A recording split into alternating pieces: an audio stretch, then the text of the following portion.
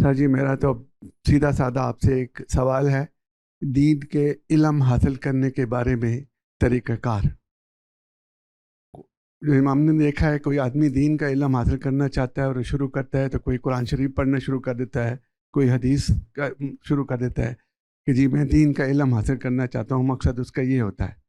لیکن آپ کے جو نو یور دین کے حوالے سے یوٹیوب پہ 20 لیکچر ہیں، ان سے تھوڑا بہت میں نے جو نتیجہ خاص کیا ہے کہ وہ ایک ترتیب سے ہونا چاہیے کہ پہلے دین کی تعریف، پھر دین کے ماخذ کہ دین کہاں ہم سے ملے، ہمیں کہاں ملے گا، اور اس طریقے سے باقی اسٹیپس ہیں۔ تو مجھے یہ درخواست ہے کہ کیا آپ کی تنظیم کے کوئی ایسا زیر غور کوئی ایسی ڈاکومنٹ یا کوئی ایسی clear cut guideline steps کی شکل میں ایک بندے کے لیے جو کہ دین کا وہ علم حاصل کرنا چاہتا ہے جس کے بارے میں آپ کہتے ہیں کہ 5-6 مہینوں کی بات ہے کہ آپ اس میں کر سکتے ہیں، جو ضروری علم ہے۔ عالمانہ لیول کی بات میں نہیں کر رہا ہوں، ایک بالکل مبتدی یا ایک عام آدمی سے۔ تو اگر اس کا کوئی انتظام ہو جائے کہ کلیئر کرے انسٹرکشن وائز کہ بھئی آپ پہلے یہ چیز پڑھیں، یہ چیز پڑھیں، پھر چیز پڑھیں اور پھر یہ چیز پڑھیں، تو آپ کو اپنی مقصد پورا ہو جائے گا۔ شکریہ۔ الحمدللہ رب العالمین، والصلاة والسلام علی محمد الامین، فاعوذ باللہ من الشیطان الرجیم، بسم اللہ الرحمن الرحیم۔ میں سب سے پہلے اس چیز کی وضاحت کر دوں کہ آپ نے لفظ تنظیم استعمال کیا ہے۔ تنظیم یا جماعت قسم کی کوئی چیز ہمارے ہاں موجود نہیں ہے۔ المورد ایک علمی ادارہ ہے، ہم ہمیشہ اس کے تعارف میں بھی یہی بات کہتے ہیں کہ یہ علم و تحقیق کا ادارہ ہے۔ اس میں ہر سطح پر تعلیم کا بندوبست کیا جاتا ہے یا محققین کو سہولتیں بہم پہنچائی جاتی ہیں کہ وہ مختلف موضوعات کی دقت نظر کے ساتھ مطالعہ کر کے مزید شرح و وضاحت کریں۔ اس میں ہم نے یہ صحیح ابتدائی سے کی ہے کہ ہر سطح پر تعلیم کا بندوبست رہے۔ تو میرے نزدیک جو لوگ دین سیکھنا چاہتے ہیں ان کو سب سے پہلے یہ فیصلہ کرنا چاہیے کہ وہ کس سطح تک سیکھنا چاہتے ہیں۔ عام آدمی جو صرف یہ چاہتا ہے کہ اسے معلوم ہو جائے کہ میرا دین کیا ہے، اس کے مجھ سے بنیادی مطالبات کیا ہیں، مجھے زندگی کیسے بسر کرنی چاہیے، میں اس کو ہمیشہ یہ نصیحت کرتا ہوں کہ وہ اللہ کی کتاب قرآن مجید کو سنے اور پڑھیں۔ قرآن مجید کے لیے سننے کا اہتمام بھی اللہ تعالیٰ نے بہت بڑے پیمانے پر کرنے کے اسباب اس زمانے میں پیدا کر دیے ہیں۔ دنیا کی ہر زبان میں آپ قرآن کو سن سکتے ہیں۔ میں سننے کا ذکر اس لیے کر رہا ہوں کہ قرآن مجید اپنے فارم کے لحاظ سے، جو قالب اس نے اختیار کیا ہے اس کے لحاظ سے سننے ہی کی کتاب ہے۔ اس کا اسلوب خطبات کا اسلوب ہے۔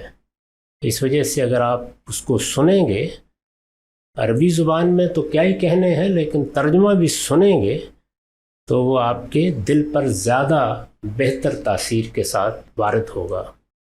اس وجہ سے اللہ کی کتاب قرآن مجید تو ہر حال میں پڑھنی چاہیے، اس کو سننا چاہیے۔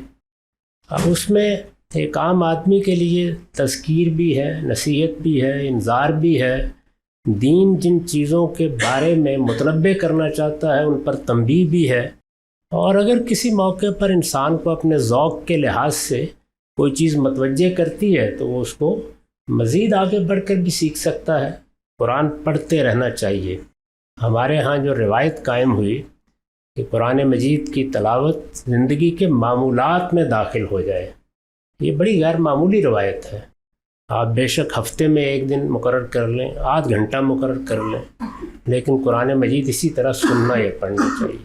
اللہ کی کتاب ہے، جو کچھ وہ کتاب کرتی ہے وہ کوئی دوسرا نہیں کر سکتا، اور اللہ تعالیٰ نے اس میں یہ اہتمام بھی کیا ہے کہ اس نے آپ کو واعظوں کے وعظ اور داعیوں کی دعوت سے بے نیاز کر دیا ہے۔ وہ دعوت کی کتاب کے طور پر اپنی بات بیان کرتی ہے۔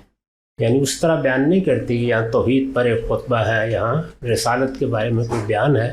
وہ اصلاً انذار کی کتاب ہے، وہ دعوت پیش کرتی ہے. اسے اصرار ہے کہ ذکر بالقرآن من یخاف وعید، اس قرآن کے ذریعے اسے تذکیر ہونی چاہیے. وہ اس کے نزول کے بارے میں بھی یہ کہتی ہے کہ لِأُنذِرَكُم بِهِ وَمَن بَلَغَ، پیغمبر آپ ان کو بتا دیں کہ یہ مجھ پر اس لیے نازل کیا گیا کہ میں اس کے ذریعے سے تمہیں دعوت دوں، اس کے ذریعے سے تمہیں خبردار کروں، اور تمہیں بھی اور ان کو بھی جو قیامت تک آتے رہیں گے. تو ایک لحاظ سے پیغمبر کے بھی یہ قائم مقام ہو گئی ہے کتاب، تو آپ اس کو پڑھیے. اس کے بعد دوسری چیز یہ ہے کہ آپ کو جن چیزوں پر عمل کرنا ہے وہ سنت کی صورت میں متعین ہیں، طے ہیں، ان کے بارے میں نہ کوئی اختلاف ہے نہ کبھی اختلاف کا امکان ہے. ان کو آپ جس جگہ سے بھی سیکھ لیں گے، جزوی چیزوں کے سوا کوئی غلطی اس پہ نہیں ہوگی، اس پر عمل پیرا ہو جائیے. عام آدمی کے لیے یہی دین ہے. چنانچہ اس کے لیے جو بھی آپ کو ضروریات ہوں وہ ہمارے اداروں سے آپ یہاں بھی رجوع کر سکتے ہیں، دوسرے ملکوں میں بھی رجوع کر سکتے ہیں، وہاں سے مل جائے گا. اس کو سامنے رکھ کر 3 سطحوں کا ایک نصاب یہاں بنا دیا گیا. اس کی کتابیں بھی یہ لوگ میسر کر دیں گے اور بعض دوسری ضروری چیزیں بھی. پہلی سطح وہی جس کو میں نے بیان کر دیا ہے. دوسری یہ ہے کہ آپ اس سے آگے بڑھ کر استدلال کے ساتھ اپنے پورے دین کو جاننا چاہتے ہیں. اس میں کیا چیزیں پڑھنی چاہیے ان کو ہم نے متعین کر دیا ہوا ہے، اور میرا خیال ہے کہ آپ یہاں کے لوگوں سے رجوع کریں گے تو وہ آپ کو مختلف صورتوں میں میسر کر دیں گے. اس کے بعد پھر ایک آخری سطح وہ کمپیریٹیو مطالعے کی ہے، تقابلی مطالعے کی. ظاہر ہے کہ دین کو سمجھنے کا عمل ہم نے آج شروع نہیں کیا، وہ 14 صدیوں سے جاری ہے. مسلمانوں میں علم کی ایک بڑی غیر معمولی روایت قائم ہو چکی ہے. اس میں پھر مختلف تعبیرات ہیں اور مختلف منہاج ہیں. جیسے اگر تعبیرات کے لحاظ سے دیکھیں تو صوفیانہ تعبیر ہے، اسلام کی سیاسی تعبیر ہے. اسی طرح سے اگر آپ منہاج کے لحاظ سے دیکھیں تو سلفی منہاج ہے، منہاج عقیدت ہے، فقہ و تدبر کا منہاج ہے. تو ان کا ایک تقابلی مطالعہ ایک آدمی کر لے. یہ آخری سطح ہے عام آدمی کے لیے. دین کا عالم بننے کا معاملہ بالکل الگ ہے، اس میں ابتدا بھی کسی اور جگہ سے کی جاتی ہے اور انتہا بھی کسی اور جگہ پر ہوتی ہے. سب سے پہلے میں المورد لاہور کا شکر گزار ہوں، جن کی وجہ سے آج ملاقات کا شرف ہمیں حاصل ہوا. میرے سوال کے 2 حصے ہیں. غامدی صاحب، آپ کے مطابق قرآن حکیم اپنی تشریح خود کرتا ہے، جسے تفسیر القرآن اور بالقرآن کی اصطلاح سے جانا جاتا ہے. اگر تو ایک آیت دوسری آیت کو سمجھا رہی ہے تو پہلی آیت کی بنیاد کون سی ہوگی؟ کیونکہ اگر اس طریقے پر ہم عمل کریں تو لغت اور سیاق کو سباق اور اسباب نزول کو ثانوی حیثیت حاصل ہو جاتی ہے. اور سوال کا دوسرا حصہ یہ ہے کہ اگر سیاق و سباق ہی آیت کے مدعا کو بیان کرتے ہیں کہ وہ عارضی حکم کا نزول فرما رہی ہے یا ابدی اس کو حیثیت حاصل ہے، تو سیاق مختلف مکاتب فکر میں سیاق و سباق کی بھی ڈیٹا مختلف اویلیبل ہے. تو سیاق و سباق کے بدلنے سے پھر آیات کے مفہوم بھی بدلنے لگیں گے. تو ہم حتمی طور پہ سیاق و سباق کو کیسے طے کر سکتے ہیں؟ اس کی بحث کیسے نکلا جائے؟ اور بہت شکریہ. پہلے تو جو جملہ آپ نے بولا ہے، جس سے بات کی ابتدا کی ہے، اس کی تھوڑی اصلاح کر لیجیے عذرائے کرم. قرآن مجید اپنی تفسیر بھی کرتا ہے. میں نے یہ احمقانہ بات کبھی نہیں کہی کہ قرآن مجید ہی اپنی تفسیر کرتا ہے. ان باتوں میں بہت فرق ہے.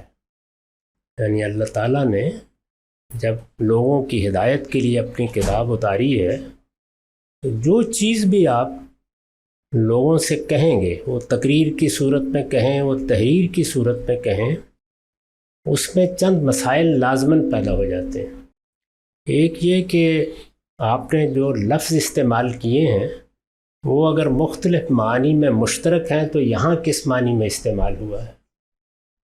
اسی طرح جملے کی تالیف کے بارے میں بھی یہ سوال پیدا ہو جاتا ہے کہ یہ تالیف 2 یا 3 پہلوؤں سے اگر ہو سکتی ہے تو یہاں کون سی تالیف کو اللہ تعالیٰ نے ترجیح دی. اور تیسرے وہی بات جو آپ نے آخر میں بیان کی کہ جملے بہرحال آیات کی صورت میں کسی سیاق و سباق پہ آئے ہیں، یعنی وہ آیات الگ سے لوگوں کو اقوال زرعی کی طرح مرتب کر کے نہیں دی گئیں، ان آیات کا تعلق ایک سورہ سے ہے، اس سورہ میں بات ایک جگہ سے شروع ہوتی ہے، ایک جگہ جا کر ختم ہوتی ہے۔ یہ ساری چیز اگر ملحوظ ہو تو ظاہر ہے کہ آیات کا سیاق و سباق خود وہاں موجود ہوتا ہے، اور یہ وہ تینوں چیزیں ہیں جن کو آپ دنیا میں کوئی بھی کلام پڑھیں گے یا سنیں گے تو آپ کو ملحوظ رکھنا ہوتا ہے۔ تو یہ میں نے جیسے کہ عرض کیا کہ تالیف کے لحاظ سے، سیاق و سباق کے لحاظ سے، اور سب سے پہلے خود لفظ میں معنی کے اشتراک کے لحاظ سے مسائل پیدا ہو جاتے ہیں مخاطبین کے لیے۔ وہ دنیا میں ہر زبان میں ہوتے ہیں، اردو میں بھی ہوتے ہیں، وہ انگریزی میں بھی ہوتے ہیں، وہ ادب میں بھی ہوتے ہیں، اور وہ عام تحریروں میں بھی ہوتے ہیں۔ اسی طرح سے جب ہم کوئی بات کرتے ہیں تو اس میں کچھ لسانی مضمرات پیدا ہو جاتے ہیں۔ یعنی اب مثال کے طور پر دیکھیے کہ میں جب یہ کہتا ہوں کہ اللہ تعالیٰ نے بعض عورتوں کو حرام قرار دیا ہے، اللہ تعالیٰ نے سور کو حرام قرار دیا ہے، ان میں لفظ تو ایک ہی استعمال ہوا ہے حرام، لیکن یہ ایک معنی میں استعمال نہیں ہوا۔ تو اس طرح کے جو امکانات یا احتمالات پیدا ہو جاتے ہیں، ان احتمالات میں پھر آپ کو طے کرنا پڑتا ہے کہ یہاں اس سے کیا مراد ہے۔ اسی طرح سے کیونکہ انسان ایک عاقل مخلوق ہے، تو ہم جب گفتگو کرتے ہیں یا تحریر لکھتے ہیں تو اپنے مخاطب کے بارے میں یہ جانتے ہیں کہ بعض چیزیں اسے لفظوں میں کہنے کی ضرورت نہیں ہے، اس کو آپ کہیں گے یہ عقلی مضمرات ہوتے ہیں۔ ان سب چیزوں سے متعلق آپ کو کوئی رائے قائم کرنا ہوتی ہے۔ اگر آپ قرآن مجید کو علمی طریقے سے پڑھیں گے تو ان سب مراحل سے آپ کو گزرنا ہوتا ہے۔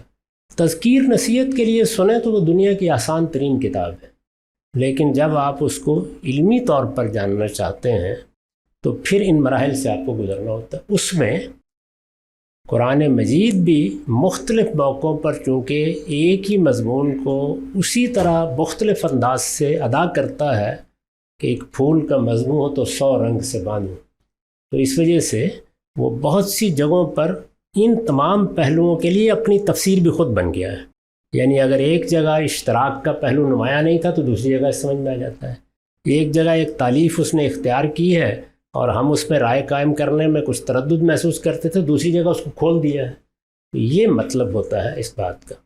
تو آخری بات آپ نے فرمائی ہے کہ حتمی نتیجے تک پہنچ جائیں، وہ تو اللہ تعالیٰ ہی کے یہاں جا کے پہنچیں گے۔ دنیا میں صرف ایک ہی کام ہو سکتا ہے کہ آپ اپنے علم کو بہتر کریں، تدبر کا حق ادا کریں، اور پوری دیانتداری کے ساتھ یہ سمجھنے کی کوشش کریں۔ آپ جس نتیجے تک پہنچ گئے آپ کے لیے وہی اللہ کا حکم ہے۔ اس میں اگر کوئی غلطی ہو گئی ہے تو دنیا میں تنقید کا عمل اس کو درست کرتا ہے۔ یعنی میں نے ایک بات کہی ہے، میرے بعد آنے والا آپ کو بتائے گا کہ دیکھیے یہاں ان سے لفظ کا یہ پہلو نظر انداز ہو گیا، یہاں ان سے جملے کی تالیف میں یہ غلطی ہو گئی۔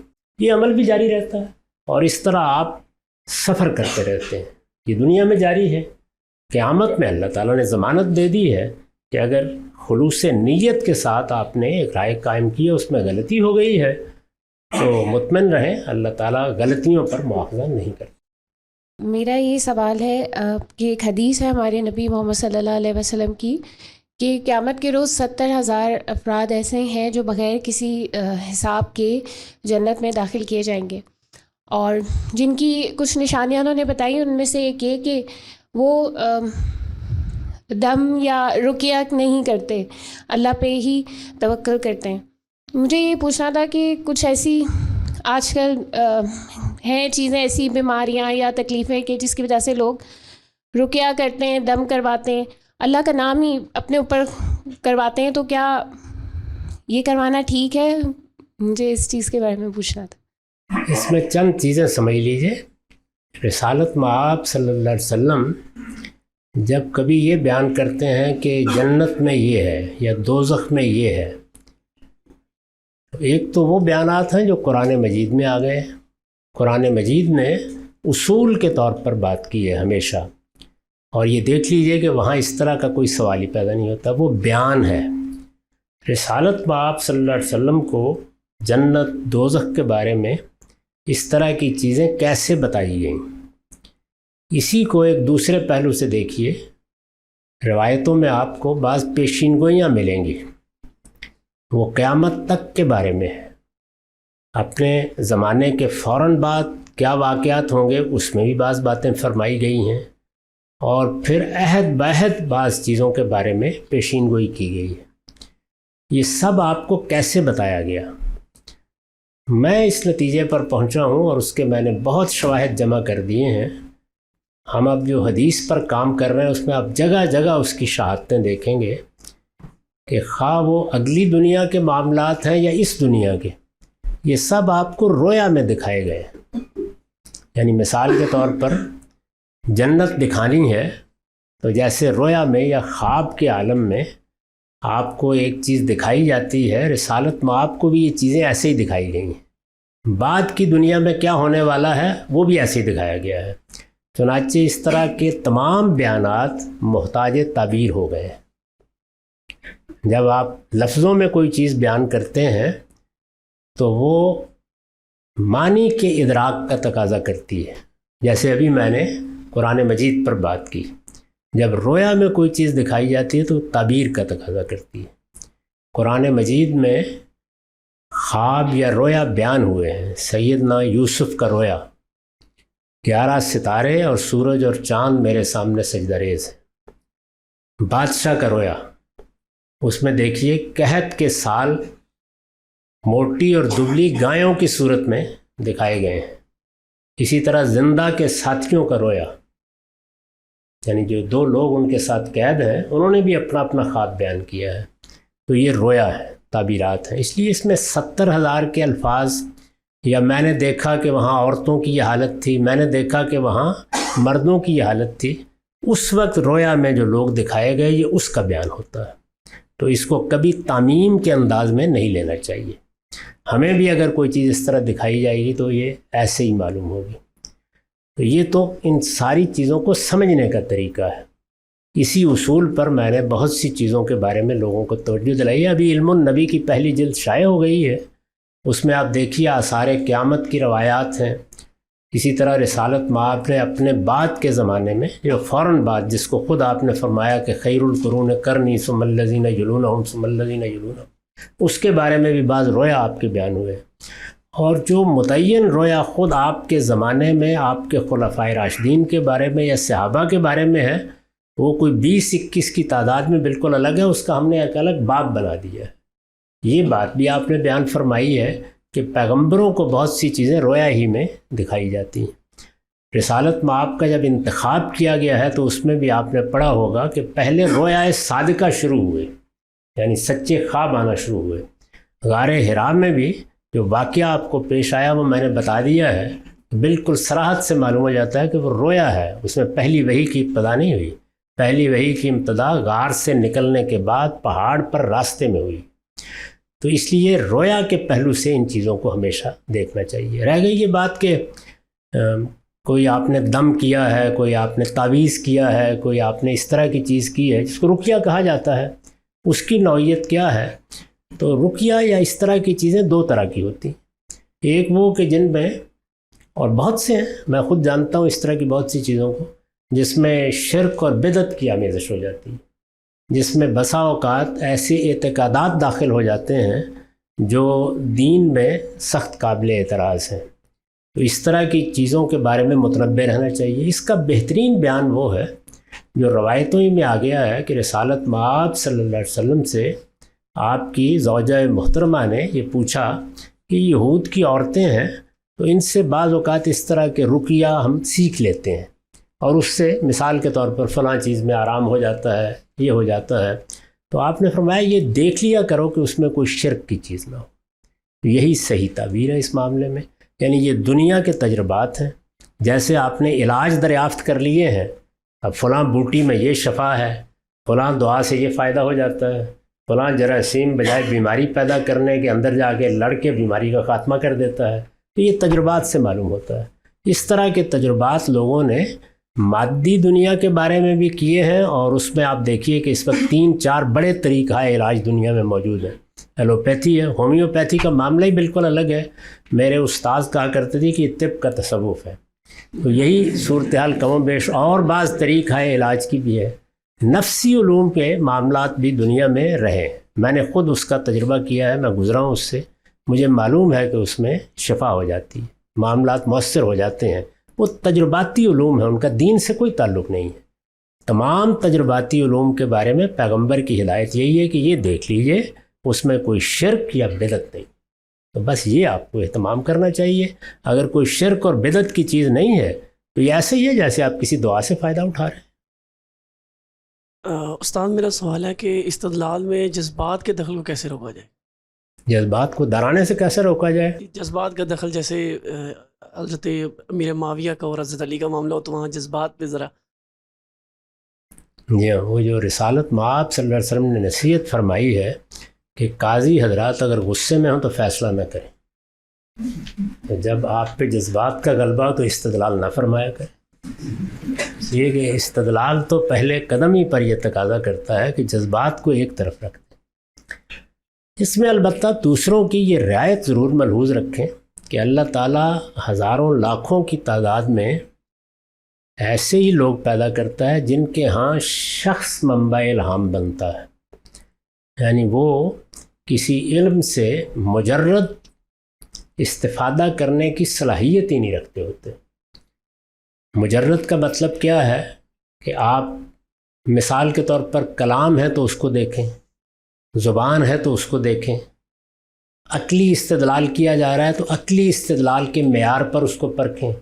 فہم و ادراک کا مسئلہ ہے تو اپنے حواس کو بیدار رکھیں.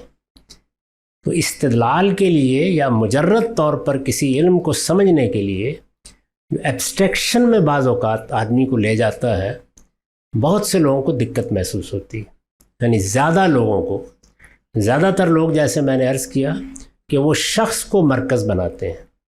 چنانچہ دیکھیے کہ تصوف کی پوری روایت میں جب تک آپ شیخ کا انتخاب نہ کر لیں اور اپنے پورے وجود کو اس کے سامنے سرنگو نہ کر لیں، سرنڈر نہ کر لیں، اور وہاں تک نوبت نہ پہنچ جائے کہ بمیں سجادہ رنگی کن اگر پیر مغاں گوئے.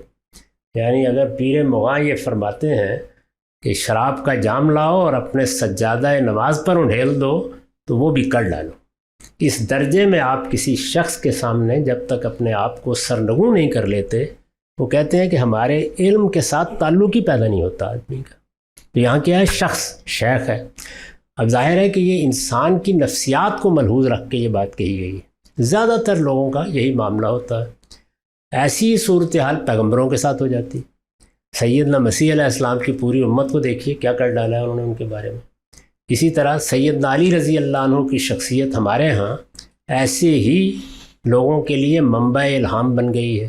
تو میں نے اس کو نام دے رکھا ہے کہ دنیا میں 80-90% لوگ منہاج عقیدت پر دین کو سمجھتے ہیں، وہ منہاج علم پر سمجھتے ہی نہیں. منہاج عقیدت میں آپ شخص کو اپنے لیے مرکز توجہ، مرکز نگاہ بناتے ہیں. آپ شخص کے ساتھ وابستگی کے احساس میں ڈھلتے چلے جاتے ہیں. آپ اپنے پورے وجود اور اپنے استدلالی عمل کو بھی اس کے سامنے سرنگوں کر دیتے ہیں. یہاں سے بات شروع ہوتی ہے. اگر اس کی تربیت آدمی نے پائی ہے، اسی میں وہ رہا ہے، اس کے گرد و پیش کا ماحول یہی ہے، تو اس کو استدلال کی طرف متوجہ کرنا آسان کام نہیں ہوتا. دوسرے دو منہاج میں بھی آپ غور کریں تو بہت تھوڑے لوگ آپ کو اختیار کرتے ہوئے ملیں گے. سلفی منہاج کا معاملہ بھی یہی ہے اور فقہ و تدبر کے منہاج کا معاملہ بھی یہی ہے. تو یہ تینوں منہاج اصل میں انسانوں کی شخصیات میں جو فرق اللہ تعالیٰ نے رکھا ہے اس کے لحاظ سے وجود پذیر ہوئے ہیں. چنانچہ میں ہمیشہ کہا کرتا ہوں کہ اگر کبھی ہمارے موجودہ دینی علم کے ساتھ لوگوں کی وابستگی میں کوئی تبدیلی آئی تو خواص مدرسہ فرائی کو اختیار کریں گے اور عوام اہل حدیث ہو جائیں گے. استاد صاحب، یہ ایک تحریری سوال آیا ہے کہ امریکہ میں آپ کی جب ملاقات غیر مسلموں سے ہوتی ہے تو اسلام سے متعلق کیا چیز ہے جو سب سے پہلے آپ ان کے سامنے رکھتے ہیں، اور ان غیر مسلموں کا اسلام اور آج کل کے یہاں کے مسلمانوں کے بارے میں آپ کی کیا رائے ہوتی ہے؟ دیکھیے، میری تو مستقل رائے ہے. میں نے اس کو برسوں سے کئی مرتبہ بیان کیا ہے کہ غیر مسلموں کو ہمیں صرف قرآن پہنچانا ہے. یعنی غیر مسلموں کو دین کی دعوت دینے کا اس کے سوا کوئی طریقہ صحیح نہیں ہے. اللہ کی کتاب کا تعارف کرائیے، اور ان سے یہ کہیے کہ یہ وہ کتاب ہے جو ہمارے نزدیک اللہ تعالیٰ کی طرف سے نازل ہوئی ہے، اللہ کی آخری کتاب ہے، محمد الرسول اللہ پر نازل ہوئی ہے۔ بہت ادب کے ساتھ ان کی خدمت میں یہ عرض کریں کہ آپ کے لیے اگر موقع ہو تو کسی وقت اس کو پڑھ لیجئے یا سن لیجئے، بس اس کے بعد آپ کا کام ختم ہو گیا۔ جب آپ نے وہ کتاب پہنچا دی، اب دو نتیجے نکلیں گے۔ ایک یہ کہ وہ اس کو پڑھنے کے لیے تیاری نہیں ہوئے، اور دوسرا یہ کہ پڑھا انہوں نے، جب پڑھا تو اس سے پھر دو نتیجے پیدا ہوں گے۔ ان کے ذہن میں کوئی سوالات پیدا ہو گئے، کوئی چیز ان پر واضح نہیں ہوئی، کیا ان میں یہ شوق پیدا ہوا کہ وہ آپ سے سمجھیں، تو اب تعلیم تعلم کا سلسلہ پیدا ہوگا۔ اور اگر بات ان کی سمجھ میں آنا شروع ہو گئی ہے اور وہ ایک طالب علم کے طریقے پر اس سے حظ بھی اٹھا رہے ہیں، ہدایت بھی حاصل کر رہے ہیں، تو مقصد پورا ہو گیا۔ تو غیر مسلموں کو دین کی دعوت دینے کا طریقہ یہ ہے، نہ وہاں جا کے وعظ فرمائیے، نہ قصے سنائیے، نہ اعمال کی کتابیں پڑھ کے ان کی سما خراشی کرنے کی کوشش کیجیے، ان کو اللہ کی کتاب سنائیے، پڑھائیے، دے دیجیے، یہی آپ کا کام ہے۔ اس کے بعد یہ ان کو فیصلہ کرنا ہے کہ وہ کیا چاہتے ہیں۔ جب وہ آپ کے پاس اپنا کوئی اشکال لے کے آئیں، کوئی سوال لے کے آئیں، ان کو کوئی مشکل پیش آ گئی ہے، اب آپ کو تعلیم تعلم کا طریقہ اختیار کرنا چاہیے۔ میں تو ہمیشہ یہی طریقہ اختیار کرتا ہوں، اور اس کے لحاظ سے وہ لوگ دین سیکھتے رہتے ہیں۔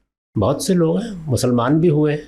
اگر کسی شخص سے کسی دوسرے شخص کے حق میں اس قسم کا سنگین گناہ ہو جاتا ہے جس کی کمپنسیشن اس دنیا میں پاسبل نہیں ہے، کوئی ریورس ایکشن ہم لا نہیں سکتے اس دنیا میں اس کا، اور وہ انسان پوری زندگی پھر اللہ کی بارگاہ میں اس کی معافی مانگتا رہتا ہے، معافی مانگتا مانگتا وہ اس دنیا سے چلا جاتا ہے، تو کیا اللہ اس چیز پہ اس کو معاف کر سکتا ہے جو کہ اس نے کسی انسان کے حق میں کوئی ایسا گناہ کیا تھا؟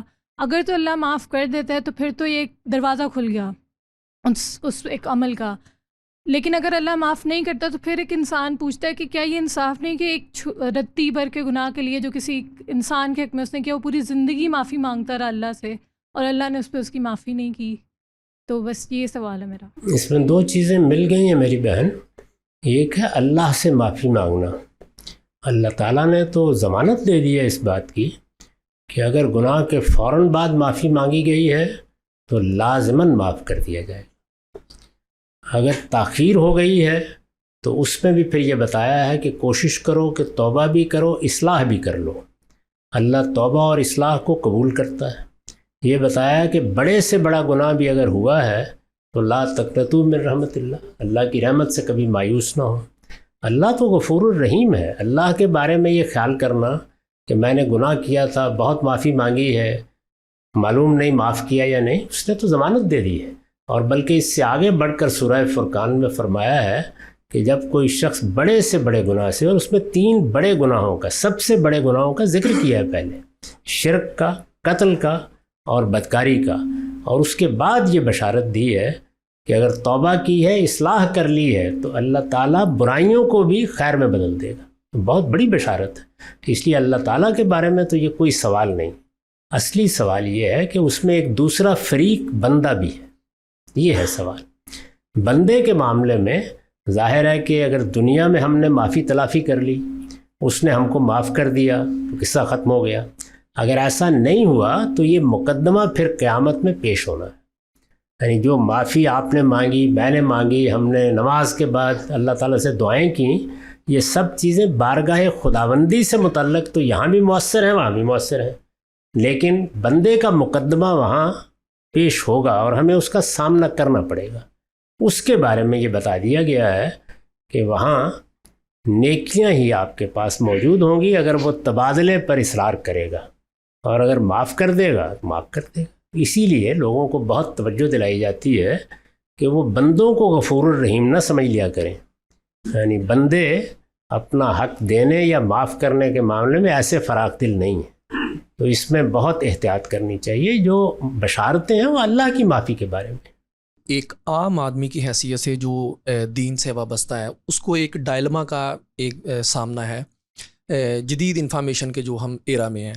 ایک الحاد ہے، جس کے بارے میں وہ انفارمیشن یا وہ کاؤنٹر نیریٹو جو پہلے عام آدمی کو میسر نہیں تھا، وہ کتابوں میں تھا، وہ نہیں تھا. اب چونکہ سوشل میڈیا ہے، ہر بندہ جو وہ نیریٹو رکھتا ہے وہ اپنا بیان کر رہا ہے ویڈیو کی صورت میں، تو عام آدمی جو علم کی گہرائیوں تک نہیں جا سکتا اس کو وہ ایک کنفیوژن اور سائیکولوجیکل جو ہے نا وہ ایک ڈپریشن کہہ لیں کہ وہ اس کیفیت میں مبتلا کر رہا ہے. اب اوبویسلی بات ہے کہ ہم آپ کے شاگرد ہیں، آپ کے احکامات ہوتے ہیں کہ ہم قرآن کو دیکھیں، قرآن کو پڑھیں، قرآن کو سنیں. تو بات پھر وہی ہے کہ قرآن کا جو اوپر والا نیریٹو ہے وہ تو عام آدمی کی حیثیت سے آ گیا، لیکن جب وہ نیریٹو الہاد کی طرف سے سامنے آتے ہیں، کچھ ایسے واقعات جو تاریخی جو دین کی عدم کے سلسلے میں ہوتے ہیں، وہ عام آدمی وہ قرآن کی اس گہرائی تک بھی نہیں جا سکتا. تو یہ ایک ڈائلما کی سچویشن کو کیسے ڈیل کیا جائے، اور ایک میری جو المورد کے ساتھ جو وابستگی ہے اس کے لیے ایک خواہش یا ایک امید یا ایک سوال کی صورت میں، کیا جو چیدہ جو کاؤنٹر نیریٹیوز ہیں ان کو ایڈریس کرتے ہوئے کچھ پوائنٹس جو بڑے بڑے اٹھائے جاتے ہیں اس کو ایڈریس کر کے کوئی ایک سلیبس یا کورس ٹائپ جو جیسے باقی ہو رہے ہیں اگر وہ ترتیب ہو جائے. اور دوسرا سر میرا سوال وہ ابھی پیدا ہوا جب آپ نے کہا کہ غیر مسلم کو دعوت دینے کے لیے ہم قرآن کو ہی سامنے رکھیں گے. تو سر انتہائی ادب سے میں گزارش کر رہا ہوں کہ کیا غیر مسلم جو قرآن کو وہ معیار نہیں سمجھتا بات کرنے کے لیے، ہم ود ان دا سرکل ہم اسلامی کی اگر بات کریں گے تو ایک فرقہ دوسرے یا دوسرے سے ہم بات کر سکتے ہیں، یہ دیکھیں ہمارے درمیان ایک معیار قرآن ہے، لیکن غیر مسلم صرف اس دعوے پر معیار کیسے مان لے گا کہ آپ میرے پاس قرآن لے کر آئے ہیں، یہ آپ کا دعویٰ ہے کہ قرآن اللہ کی کتاب ہے، تو یہ تو اس آپ اور اس کے درمیان ایک معیار تو نہ بن سکی. تو اس کو پہلے تو یہ یقین دلانا بنے گا یہ آپ کے لیے معیار ہے. یہ کیسے ہو سکتا ہے؟ وہ سائنس کی بات کرے گا، وہ کوئی ایسی چیزوں کی ٹھوس بات کرے گا جو مسلم اور غیر مسلم میں معیار ہو. وہ قرآن کو اگر ریفیوز کر دے تو پھر وہ کیا معیار ہوگا؟ سر یہ میرے دو سوال. آپ کے آخری سوال کا جواب یہ ہے کہ ہم اس کو قرآن یہ کہہ کے نہیں دے رہے کہ تم اس کو ہمارے کہنے سے خدا کی کتاب مان لو، ہم اسے صرف اطلاع دے رہے ہیں اور بہت ادب کے ساتھ اس کی خدمت میں عرض کر رہے ہیں کہ جس طرح سائنس میں، فلسفے میں کوئی نئی چیز سامنے آئے تو دوسرے سے پڑھنے یا سننے کی درخواست کی جاتی ہے، ہم یہ درخواست اس کی خدمت میں پیش کر رہے ہیں. اس میں ہم نے قرآن مجید کا تعارف کرا دیا. یہ تعارف بھی اس لیے کرایا جاتا ہے کہ وہ جس کتاب کو پڑھے گا، اگر ہماری درخواست اس نے قبول کر لی تو اس کو یہ معلوم ہو کہ وہ کس نوعیت کی کتاب پڑھ رہا ہے. یہاں بھی کوئی چیز منوانا پیش نظر نہیں ہے، دعوت قرآن خود پیش کرے گا. جب وہ قرآن کو پڑھے گا تو قرآن وہ معیار بھی اس کو بتائے گا جس پر اس کو پرکھا جانا چاہیے. یہ سوال آپ کر سکتے ہیں البتہ کہ اگر وہ ان چیزوں کے بارے میں کوئی سوال کرتا ہے، سائنس کے پس منظر میں کرتا ہے، عام علم کے پس منظر میں کرتا ہے، تو میں نے اس کے بعد اسی لیے عرض کیا کہ اب وہ اگر ایک سچا طالب علم ہے تو ہم سے رجوع کرے گا. جب یہ مرحلہ آئے گا تو اب ہمارے ساتھ اور اس کے ساتھ تعلیم و تعلم کے انداز میں معالجہ شروع ہوگا. یعنی یہ ترتیب ہے. تو ترتیب بتائی گئی ہے، یعنی غیر مسلموں تک دعوت پہنچانے کے لیے طریقہ کیا اختیار کرنا چاہیے. یہ نہیں بتایا گیا کہ قرآن مجید پیش کر دینے کے بعد ان سے منوا لیا جائے گا کہ تم اس کو جیسے ہم اللہ کی کتاب مانتے ہیں مان لو. یہ درخواست کی جا رہی ہے کہ یہ اللہ کی کتاب کے طور پر ہمارے نزدیک نازل ہوئی ہے، ہمیں پیغمبر نے یہ دی ہے، ہمارے پاس یہ ان کی دی ہوئی امانت ہے، ہم نے آپ تک اس کو پہنچا دیا. آپ از راہ کرم اپنے علم اور عقل کی روشنی میں اس کا مطالعہ کریں. جب آپ نے یہ درخواست کر دی تو دعوت پہنچانے کا حق ادا ہو گیا. یہ اب اس کا کام ہے کہ وہ اس کو تنقید کے نقطہ نظر سے دیکھتا ہے، اس کو رد کر دیتا ہے، وہ اس کو قبول کر لیتا ہے، وہ اس کے بارے میں کوئی سوالات کرتا ہے، وہ کوئی معیار طلب کرتا ہے. در حقیقت یہ مکالمے کی ابتدا ہے.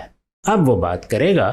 جب وہ بات کرے گا تو پھر ہمارے پاس تحریر میں بھی تقریر میں بھی وہ سب کچھ ہونا چاہیے جس سے ہم اس کو مطمئن کریں.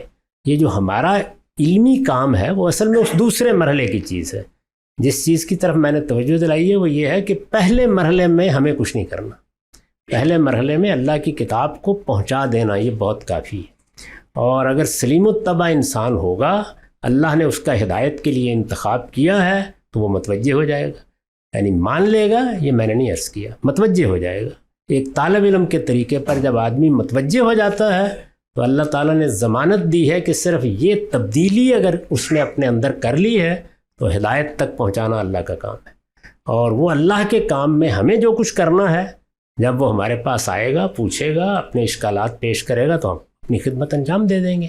تو اس میں یہ تصحیح کر لیجیے حضرائے کرم. رہ گئی یہ بات کہ اس وقت جو صورتحال الحاد کے باب میں درپیش ہے، ظاہر ہے کہ الحاد ہمیشہ سے اپنا استدلال پیش کرتا رہا ہے. قدیم ترین تمدن میں، پرانی تہذیبوں میں، یونان میں، بر صغیر میں، ہزاروں سال پہلے کا لٹریچر جب ہم پڑھتے ہیں تو بالکل اسی طرح سے الحاد اپنا نقطہ نظر پیش کر رہا ہے. فرق صرف یہ ہے کہ مذہبی فکر کو 1200 سال تک سیاسی غلبہ حاصل ہو گیا تھا. اس میں اس طریقے سے اپنی بات کہنا ملحدین کے لیے ممکن نہیں رہا تھا. تو بظاہر آپ کو لگتا تھا کہ جیسے کوئی یہ بات نہیں کر رہا. یعنی اگر موقع ہو تو میں آپ کو بتا سکتا ہوں کہ شاعری میں، ادب میں، فلسفے میں الحاد پوری قوت کے ساتھ صدیوں سے اپنی بات پیش کر رہا ہے. اس کو مختلف طریقوں سے بیان کر رہا ہے. اس میں بہت بڑے بڑے لوگ ہیں جنہوں نے اپنا نقطہ نظر بیان کیا ہے. وہی بات جس طرح اس وقت بہت سے لوگ ہیں جن کو میں ذاتی طور پر جانتا ہوں کہ وہ دین کو نہیں مانتے، مسلمانوں کے گھر میں پیدا ہوئے ہیں، ان کو کوئی دلچسپی نہیں ہے. لیکن اگر آپ ان سے یہ کہیں کہ بھائی مرنے کے بعد جنازہ نہیں پڑھا جائے گا تو وہ متوحش ہو جاتے ہیں. بلکہ ان میں سے بعض نے وصیت کی کہ چلیں اور کوئی نہ پڑھائے گا، آمدی صاحب پڑھا دیں. یہ واقعہ ہے جو میں بیان کر رہا ہوں. تو انسان اپنی معاشرت سے آسانی کے ساتھ نہیں کٹتا. ابھی یاد ہوگا آپ کو پچھلے سال کی غالباً بات ہے، کسی نے رچرڈ ڈاکن سے پوچھا تھا کہ آپ کرسمس مناتے ہیں؟ انہوں نے کہا میں کلچرل کرسچن. تو اب دیکھیے کہ اس زمانے میں الحاد کی دعوت لے کر ایک شخص کھڑا ہوا ہے اور وہ اس معاملے میں انحراف کرنے کے لیے تیار نہیں ہے.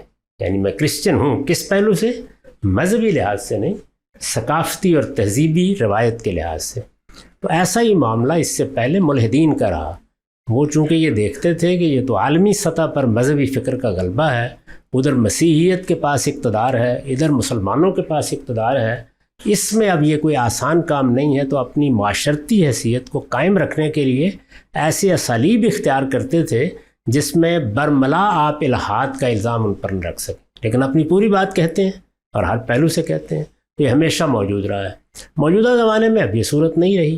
اس وقت مسلمان یہاں بھی مغلوب ہے، اور اگر مسیحی فکر کے لحاظ سے دیکھیں تو اس کو خود اپنے گھر میں بھی اب مغلوبیت کا سامنا ہے. یہ صورتحال ہے جس میں پھر آزادی، حریت، لوگوں نے جو بات کہنی ہے وہ کہنی ہے. بلکہ یہاں تک نوبت پہنچ گئی کہ خدا معزول کر دیا گیا ہے، اس کی جگہ جدید ریاست نے لے لی ہے. اس صورتحال میں آسان ہو گیا ہے. یہ جو میڈیا کا ایک غیر معمولی ایکسپلوژن ہوا ہے، یعنی میں تو یہ سمجھتا ہوں کہ زرعی تمدن کے بعد انڈسٹریل ریولوشن اور اس کے بعد یہ ٹیکنالوجی کا جو ریولوشن ہوا ہے، اس نے دنیا تبدیل کر دی ہے. تو اس تبدیلی میں اب ہر شخص کے لیے اپنی بات کہنا، پہنچانا آسان ہو گیا ہے. اس کا نتیجہ یہ ہے کہ اس دور کو آسانی کے ساتھ اب دور الحاد کہا جا سکتا ہے. جس طریقے سے ول ڈیورا نے مسلمانوں کے مذہبی فکر کے غلبے یا مسیحی فکر کے غلبے کو عصر الایمان کہا ہے، ایج آف فیتھ تھی، بالکل اسی طریقے سے یہ الحاد کا دور ہے. اس میں ہم جی رہے ہیں. یعنی ہمارے لیے اللہ تعالیٰ نے یہ انتخاب کیا ہے کہ ہمیں اس میں جینا ہے. تو اس میں الحاد کے معاملے میں اب ہر مسلمان کو ایک تو یہ ہے کہ اس کو نہیں پرواہ اس کی، جو چیزیں وہ سمجھتا ہے سمجھ رہا ہے. اگر کسی کے ذہن میں اضطراب ہے یا سوالات ہیں تو اسے اب زیادہ مشقت کرنی ہوگی، محنت کرنا ہوگی. اسے ایسے لوگوں سے ربط بڑھانا ہوگا جو اس کو استدلال کی غلطی کے بارے میں تعلیم دے سکیں، اسے واضح کر سکیں. یہ خدمت ہم اپنی استعداد کے مطابق انجام دے رہے ہیں. چنانچہ میری جو اس وقت میرے اپنے فکر پر اعتراضات کی سیریز ہے، آپ کے علم میں ہوگا اعتراضات سیریز، وہ کم و بیش 23 اعتراضات کے ساتھ ختم ہو رہی ہے. اس کے بعد یہی پیش نظر ہے کہ اگر ہمت رہی تو الحاد سیریز شروع کریں.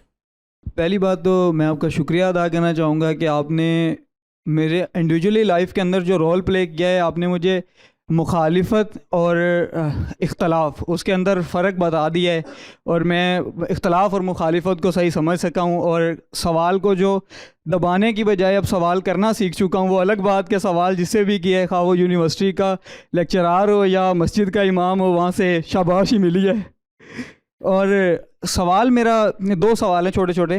پہلا سوال گاندھی صاحب یہ ہے کہ جو اسلام جو ہے ہم ایک بچپن کے اندر ہی اسلام ہو یا کوئی بھی مذہب ہو وہ کسی بھی شخص کے اوپر امپوز کر دیا جاتا ہے اور وہ اسی پیراڈائم کے اندر بڑا ہوتا ہے اور اسی کو لے کے آگے چلتا ہے. اور یہ بھی ہے کہ ہم اسے جب اسے ہم دعوت دیتے ہیں تو وہ اس کو قبول اس وجہ سے بھی نہیں کرتا کہ ایک سوشل پریشر اس کے اوپر ہوتا ہے. تو یہ فری ول ہم کیوں نہیں دیتے کسی بھی شخص کو کہ وہ بڑا ہو, چیز کو سمجھے, اس کے بعد اس کو ساری چیزوں کا تعارف ہو اور اس کے بعد وہ فریلی اس چیز کو ایکسیپٹ کر سکے؟ یہ ممکن نہیں ہے. یعنی انسان کو اللہ تعالیٰ نے پیدا اس طرح سے کیا ہے کہ وہ شعور کے ساتھ آسمان سے نازل نہیں ہوتا, ایک ناتواں بچے کی حیثیت سے. اب بچے کو آپ کو علم سکھانا ہے, تہذیب سکھانی ہے, اپنے اقدار سے واقف کرنا ہے, اپنی روایات بتانی ہے. چنانچہ آپ اگر اس وقت مغربی ملکوں میں جائیں تو جو سائنس نے نظریات پیدا کیے ہیں یا جو بنیادیں قائم کی ہیں ان کے بارے میں بھی لوگوں کو یہ موقع نہیں دیا جاتا کہ پہلے وہ شعور کی عمر کو پہنچیں, اس کے بعد ان چیزوں کا مطالعہ کریں. ان کو بھی پوری قوت سے پیش کر دیا جاتا ہے, اس کا استدلال بیان کر دیا جاتا ہے. تو یہ بات آپ کہہ سکتے ہیں کہ ہم اپنے بچوں کو جب تعلیم دیں تو ان کی استعداد, صلاحیت اور عمر کے لحاظ سے ان کے سامنے کوئی چیز تحکم کے انداز میں پیش نہ کریں, تربیت کے اسلوب میں پیش کریں. تربیت کے بغیر ان کو پہلے کسی جنگل میں رکھ کے پلنے بڑھنے دیا جائے, جب وہ وہاں ایک خودرو پودے کی طرح ایک جگہ پہ پہنچ جائیں تو پھر ان سے گفتگو کی جائے, پھر کوئی علم بھی نہیں سکھایا جا سکتا. تو اسلوب بدلنے کی ضرورت ہے, اس میں تحکم نہیں ہونا چاہیے. اس میں بچوں کے ساتھ جب وہ مکالمے کی عمر کو آ جائیں تو مکالمے ہی کا طریقہ اختیار کرنا چاہیے. جب وہ استدلال کرنا سیکھ جائیں تو انہیں استدلال کے ساتھ اپنی بات بتانی چاہیے اور استدلال کرنا بھی سکھانا چاہیے. تو یہ تعلیم تربیت کا اگر انداز آپ اختیار کر لیں تو اس میں کوئی رکاوٹ پیدا نہیں ہوگی. انسان ایسے ہی سیکھتا ہے. ہم سائنس اسی طرح سکھاتے ہیں, ہم تاریخ اسی طرح پڑھاتے ہیں. اب تاریخ کو پڑھاتے وقت اگر آپ مجھ سے یہ تقاضا کریں کہ یہ 7ویں جماعت کا طالب علم ہے, اس کو آپ تاریخ پڑھا رہے ہیں, تو آپ اپنی تعبیر کے مطابق یا اپنے مطالعے کے مطابق بات بیان نہ کریں بلکہ اس کو تمام افکار کا تقابل کر کے بتائیں. یہ اس عمر میں اس کے ساتھ اس سے بڑا تحکم ہو جائے گا جس سے آپ روک رہے ہیں. تو اصل میں یہ انسان ہے, ہمیں اپنا اسلوب بدلنا چاہیے. میں نے بھی جو کچھ کیا ہے وہ یہ ہے کہ باشعور لوگوں کے ساتھ بات کرنے کا انداز بتایا ہے. یعنی یہاں بھی تبدیلی انداز میں ہوئی ہے. یہ تو نہیں ہے کہ میں نے مذہب کو بیان کرنا بند کر دیا یا لوگوں سے کہا کہ پہلے آپ ازراہ کرم اپنے شعور کو اس جگہ تک پہنچا دیں جہاں میں آپ سے بات کروں گا پھر بات کروں گا. ایسا نہیں کیا گیا. صرف اسلوب, انداز کیا ہونا چاہیے, اپنی بات کو دلیل سے بیان کرنا, اختلاف اگر ہے تو اس کی وضاحت کر دینا, اپنے مخالفین کو ہدف بنا کر ان کے محرکات طے کر کے ان کی نیت پر حملہ کر کے ان کی بات میں غلط قسم کے تغیرات کر کے اپنی بات نہیں کہنی. تو آپ بچے کو سارے علوم سکھائیے ترتیب کے ساتھ, اس کی استعداد جیسے جیسے بن رہی ہے, لیکن سکھاتے وقت انداز تعلیم کا, تربیت کا ہونا چاہیے, اس میں تحکم نکال دیجیے, بس اتنا کافی. کیا جن جو ہے وہ ایک انسانی جسم کے اندر داخل ہو سکتا ہے؟ جن کے اثرات کے حوالے سے مختلف میں نے بہت ڈفرینٹ ریسورسز سے اور ڈفرینٹ ریفرنسز سے بہت سی چیزیں پڑھی ہیں. قرآن مجید میں بھی مختلف جگہ پہ جنات کی تخلیق کس طرح سے ہوئی ہے اور اس کے کیا اثرات ہیں اس کو بیان کیا گیا ہے. لیکن مجھے جو چیز مل نہیں سکی یا ایک صاف لفظوں میں جو جواب نہیں ملا وہ یہ ہے کہ کیا جن جو ہے وہ ایک انسانی جسم میں داخل ہو کر انسان سے وہ عمل کروا سکتا ہے؟ جیسے کہ قرآن میں مختلف جگہ پہ بیان کیا گیا کہ قرآن جب جو جن ہے وہ انسان کے اندر داخل نہیں ہو سکتا, لیکن بیان نہیں کیا گیا. لیکن میں نے مختلف سورسز سے جو چیزیں پڑھی ہے وہ یہ ہے کہ اس کے اثرات ہو سکتے ہیں, وہ آپ کے دل میں وسوسے ڈال سکتا ہے لیکن آپ کو فورس نہیں کر سکتا کہ آپ کوئی عمل کریں. تو میرا سوال صرف اتنا ہے کہ جن انسان کی جسم میں داخل ہو سکتا ہے اور اگر ہو سکتا ہے تو اس کا کتنا اثر جو ہے وہ انسان کے عمل پہ آ سکتا ہے؟ اس میں پہلے تو ایک چیز کو ذرا وضاحت سے سمجھ لیجئے کہ قرآن مجید اس طرح کی معلومات کے لیے نازل نہیں کیا گیا. قرآن مجید کا اصلی موضوع اللہ تعالیٰ کی ہدایت پہنچانا ہے, اور اس ہدایت میں بھی یہ بات طے ہے کہ قیامت کے بارے میں لوگوں کو خبردار کرنا ہے. پیغمبر اس کی منادی کے لیے مبعوث ہوتے ہیں, ان کو یہ ذمہ داری دی جاتی ہے کہ وہ دنیا میں غلطان، دنیا میں الجھے ہوئے، دنیا کی ضروریات پوری کرتے ہوئے انسانوں کو بیدار کریں اور ان کو یہ بتائیں کہ موت کے بعد ایک نئی دنیا بننے والی ہے، اس میں تمہیں اللہ کے سامنے جواب دہ ہونا ہے۔ یہ قرآن کا موضوع ہے۔ اب ظاہر ہے کہ وہ اپنے موضوع کے لحاظ سے بات کر رہا ہوتا ہے، لیکن انسانوں سے بات کر رہا ہے، اس میں بہت سی اس طرح کی چیزیں کبھی استدلال کے موقع پر، کبھی لوگوں کے سوالات کے جواب میں، کبھی کسی الجھن کو دور کرنے کے لیے زیر بحث آ جاتی ہیں۔ یعنی یہ ضمنی طور پر ہمیشہ زیر بحث آتی ہیں، یہ اصلاً موضوع نہیں ہوتی۔ اس میں قرآن نے ہمیں یہ بتایا ہے کہ جس طرح تم ایک باشعور مخلوق ہو، اسی طرح سے دو اور مخلوقات بھی شعور کے ساتھ پیدا کی گئی ہیں، ارادہ و اختیار کے ساتھ پیدا کی گئی ہیں۔ ان میں ایک فرشتے ہیں اور دوسرے جنات، یہ بتایا گیا۔ فرشتوں کے بارے میں بھی ضروری معلومات جو انسان کے لیے اضطراب پیدا کر سکتی تھیں وہ دے دی گئیں۔ اس کا باعث بھی زیادہ تر یہ بنا ہے کہ لوگوں نے فرشتوں کو خدا کی بیٹیاں قرار دے دیا، ان کو اللہ کے ساتھ شریک کر لیا، چنانچہ لوگوں کی تنبیہ کے لیے فرشتوں سے متعلق بعض حقائق ان کو بتانا پڑے۔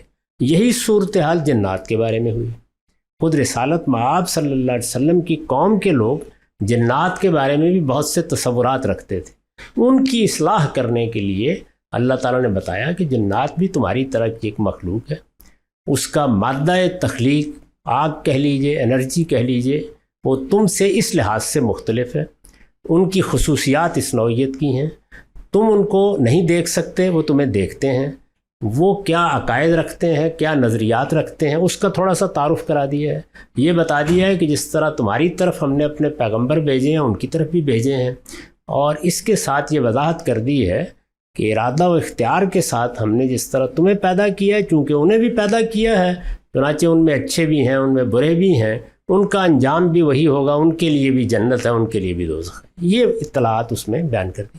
کہیں ضمناً کچھ دوسری چیزوں کا ذکر بھی آ گیا ہے کہ جس طریقے سے ہم انسان ایک دوسرے پر مؤثر ہوتے ہیں، مختلف پہلوؤں سے ہو جاتے ہیں، یعنی کوئی وسوسے ڈال دیتا ہے، کسی کے لیکچر سے ہم متاثر ہو جاتے ہیں، اسی طرح کے معاملات جنوں کے اور ہمارے درمیان بھی ہوتے رہتے ہیں۔ یہ بھی بتا دیا ہے، جس کو آپ نے وسوسے سے تعبیر کیا، مذہبی لحاظ سے ہی بتا دیا ہے، اور انسان کے اوپر جو اثرات ہوتے ہیں ان کو بھی بتا دیا، لیکن یہ اس اصلی مقصد کو سامنے رکھ کے زیر بحث آئے۔ جو سوال آپ نے کیا ہے یہ تجربات کی چیز ہے، یعنی جس طرح آپ باقی چیزوں کا تجربہ کرتے ہیں، یعنی مثال کے طور پر شیر کی نفسیات کا مطالعہ کیا گیا ہے، اسی طریقے سے آپ نے حشرات الارض کے بارے میں بہت سی معلومات حاصل کی، یعنی اب اگر آپ کسی موقع پر جو نئی معلومات ہیں ان کو دیکھنے کے لیے بیٹھ جائیں تو آپ بالکل حیرت میں رہ جاتے ہیں۔ یعنی یہ سب جانور کیسے کام کرتے ہیں، ان کے اپنے اپنے علاقے ہیں، ان کا اپنا اپنا طریقہ ہے، ان کی ایک خاص فطرت ہے، یہ ہم لوگوں کے ساتھ کس طرح معاملہ کرتے ہیں، ان میں سے کسی کو ہم پال لیں تو وہ کس طرح کا بیہیویئر اختیار کرے گا۔ آپ دیکھیں بلی اور کتے کے بارے میں یعنی بڑی بڑی کتابیں لکھی گئی ہیں کہ آپ ان کو پال لیتے ہیں چونکہ، تو وہ کیسے آپ کے ساتھ معاملہ کرتے ہیں۔ تو یہ سب کیا ہے؟ تجرباتی علوم۔ تو ایسے ہی جنوں کے بارے میں بھی لوگ اپنے تجربات بیان کرتے ہیں، آپ ان کا انالائز کیجئے، جس طرح سے دوسری چیزوں کو کیا جاتا ہے، اگر معقول بات ہو تو قبول کر لیں، یہ مذہب کا، دین کا موضوع نہیں۔ وہ جس طرح پلیٹو نے کہا کہ وہ کیو مین کے سامنے جو دیوار پہ شیڈوز ہیں، ان کے لیے ریالٹی وہ امیجز اور شیڈوز ہی ہیں، اور جب کہ ان کو اس چیز کا ادراک نہیں ہے کہ وہ ریالٹی نہیں ہے۔ وہ تو جب انسان ایک سفر کر کے باہر جاتے، کچھ لوگ جب باہر گئے ان میں، تو انہیں پتہ چلا جب انہوں نے سورج اور روشنی کو دیکھا کہ یہ ریالٹی ہے۔ تو کئی دفعہ ایسے فیل ہوتا ہے کہ ہم واقعی کیا پتہ اس چیز کا ادراک نہ رکھ رہے ہوں کہ واٹ از ریالٹی۔ تو ہم ان چیزوں کو کس طرح سے دیکھیں، ان آئیڈیاز کو، ان جو الیگریز ہیں، ان کو کس طرح سے دیکھیں۔ اور میرا آپ سے سوال یہ کہ آپ بھی کیونکہ فلسفے کے اسٹوڈنٹ رہے ہیں، تو آپ کی زندگی میں وہ کون سا پوائنٹ آیا تھا کہ جب آپ کو فیل ہوا کہ نہیں، جو ریالٹی کا آپ کا پرسیپشن ہے وہی ریالٹی ہے؟ فلسفے کی پوری تاریخ کا دو لفظوں میں خلاصہ یہ ہے کہ پہلے کوئی 1200 سال تک وہ وجود کے پیچھے پڑے رہے، اور اب کافی عرصے سے علم کے پیچھے پڑے ہوئے ہیں۔ تو حاصل یہ ہے، میرے نزدیک سب سے پہلے علم کے مسئلے ہی کو زیر بحث آنا چاہیے تھا، یعنی وجود کے مسئلے میں وقت ضائع کرنے سے پہلے یہ ضروری تھا کہ علم کے مسئلے کو متعین کیا جائے۔ علم کیا ہے؟ مجھے علم کیسے حاصل ہوتا ہے؟ اگر آپ اس مسئلے کو سمجھ لیں تو یہ معلوم ہو جائے گا کہ انسان کی حیثیت سے میرے پاس علم یا معلومات تک رسائی کے ذرائع کیا ہیں، طریقہ کیا ہے، میں کن نتائج تک پہنچ سکتا ہوں اور کن تک نہیں پہنچ سکتا. تو یہ اگر آپ ایک مرتبہ سمجھ لیں تو آپ کو وہ کسوٹی مل جائے گی جس پر آپ مذہبی دعووں کو بھی جانچ سکتے ہیں اور فلسفیوں کو بھی جانچ سکتے ہیں. میری درخواست یہ ہے کہ یہ کام کر لیجئے. یہ جو آپ نے سوال کیا ہے یہ بتا رہا ہے کہ معلومات کے حد تک ہم فلسفہ پڑھتے ہیں اور معلوماتی کے حد تک ہم مذہب کو بھی سنتے ہیں. علم کیا ہے اس کی ہم نے اپنے آپ کو تعلیم نہیں دی ہوتی. میں نے ابھی میزان کا ایک نیا مقدمہ لکھا ہے، اس میں سب سے پہلی بحث یہ کی ہے کہ علم کیا ہے، اور بہت مختصر ہے، یعنی چند صفحات ہیں. اگر آپ ان کو پڑھ لیں تو یہ سوال آپ کو مجھ سے پوچھنے کی ضرورت ہی نہیں رہے گی. یعنی میں بھی کوئی بات کروں گا تو آپ کے پاس وہ کسوٹی ہوگی، آپ اس پر پرکھ کر طے کر دیں گے کہ اس میں سونا کتنا ہے اور پیتل کتنا ہے. سوال یہ ہے کہ اللہ جب قیامت کو قائم کرے گا تو وہ انصاف کے لیے قائم کرے گا، یعنی وہاں بندوں کے معاملات زیر بحث آئیں گے. ایک تعلق ہمارا اللہ سے ہے، نماز کی حد تک، روزے کی حد تک، یعنی حقوق اللہ. تو اس میں تو ہم اللہ سے کہہ سکتے ہیں یا اللہ ہم نے نماز پڑھی تھی، ہم نے روزہ رکھا تھا، حج کیا تو زکوٰۃ دیا. اس معاملے میں تو ہم مطمئن رہ سکتے ہیں. اب دوسرا معاملہ ہے بندوں کے معاملات، کیا ان میں بھی ہمارا کوئی مقدمہ ہوگا؟ اگر مقدمات ہیں تو ہم آج اگر ان کو حل کر پائیں تو ظاہر بات ہے کل قیامت کے دن ہمارا کوئی مقدمہ نہیں رہے گا. جب مقدمہ نہیں رہے گا تو جب ہمیں موت آئے گی تو اللہ کے علم میں ہوگا کہ بھائی عبداللطیف کا کوئی مقدمہ نہیں ہے، لہذا موت آتے ہی مجھے جنت میں داخل کر دیا جائے گا. تو کیا یہ تصور اسلام ہمیں دیتا ہے؟ ہمیں چاہیے کہ قیامت کس لیے قائم ہوگی؟ ظاہر بات ہے مقدمات کے حل کے لیے، انصاف کے لیے. تو آج اگر ہم اپنے مقدمات کو دیکھ لیں تو ہم آسانی سے جنت میں داخل ہو سکتے ہیں. کیا یہ تصور ہمیں قرآن وہ دیتا ہے؟ اللہ تعالیٰ آپ کو جزا دے. قرآن مجید نہ صرف یہ کہ یہ تصور دیتا ہے بلکہ اصرار کرتا ہے کہ آپ اپنے معاملات کو صاف رکھیں. یہ بتاتا ہے کہ دوسرے انسانوں کے معاملے میں آپ کی کیا ذمہ داریاں ہیں، کیا فرائض ہیں، آپ کو کیا کرنا ہے کیا نہیں کرنا ہے.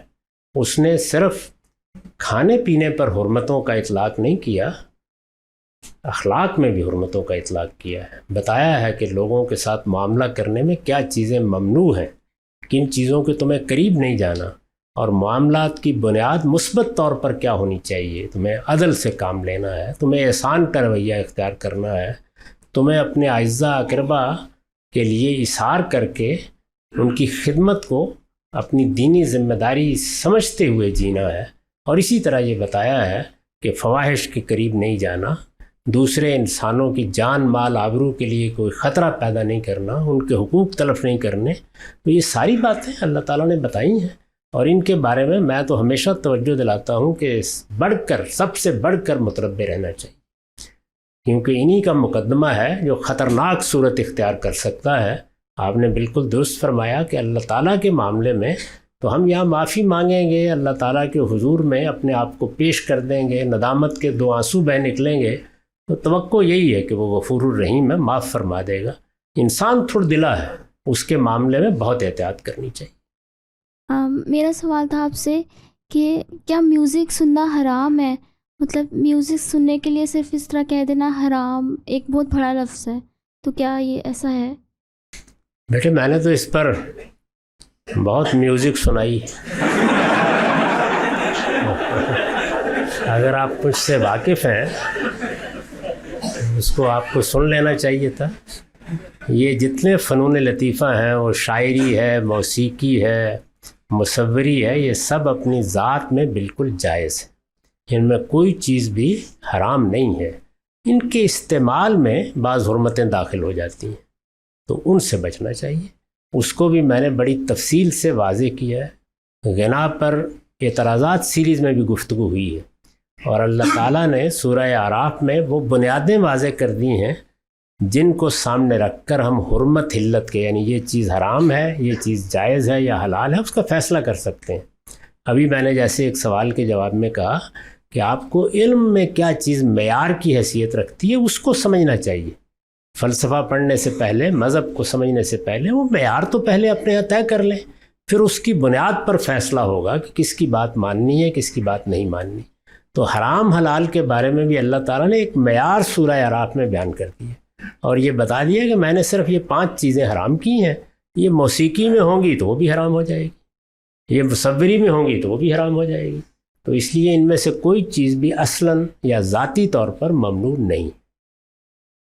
اس کو آپ تفصیلات کے ساتھ جاننا چاہیں تو اعتراضات سیرت میں سن لیجئے. اس کو بچوں کو پڑھاتے ہوئے، چونکہ میں کالج اور یونیورسٹی کی کلاسز کو پڑھا رہا ہوں، تو بچوں کے ساتھ چونکہ ہماری اسکولنگ بھی تربیت کے عنصر کے ساتھ ہوئی، تدریس کے ساتھ، تو تربیت کا ایک وہ ایلیمنٹ موجود ہے کہ بچوں کو ساتھ میں تربیت بھی کروائی جائے.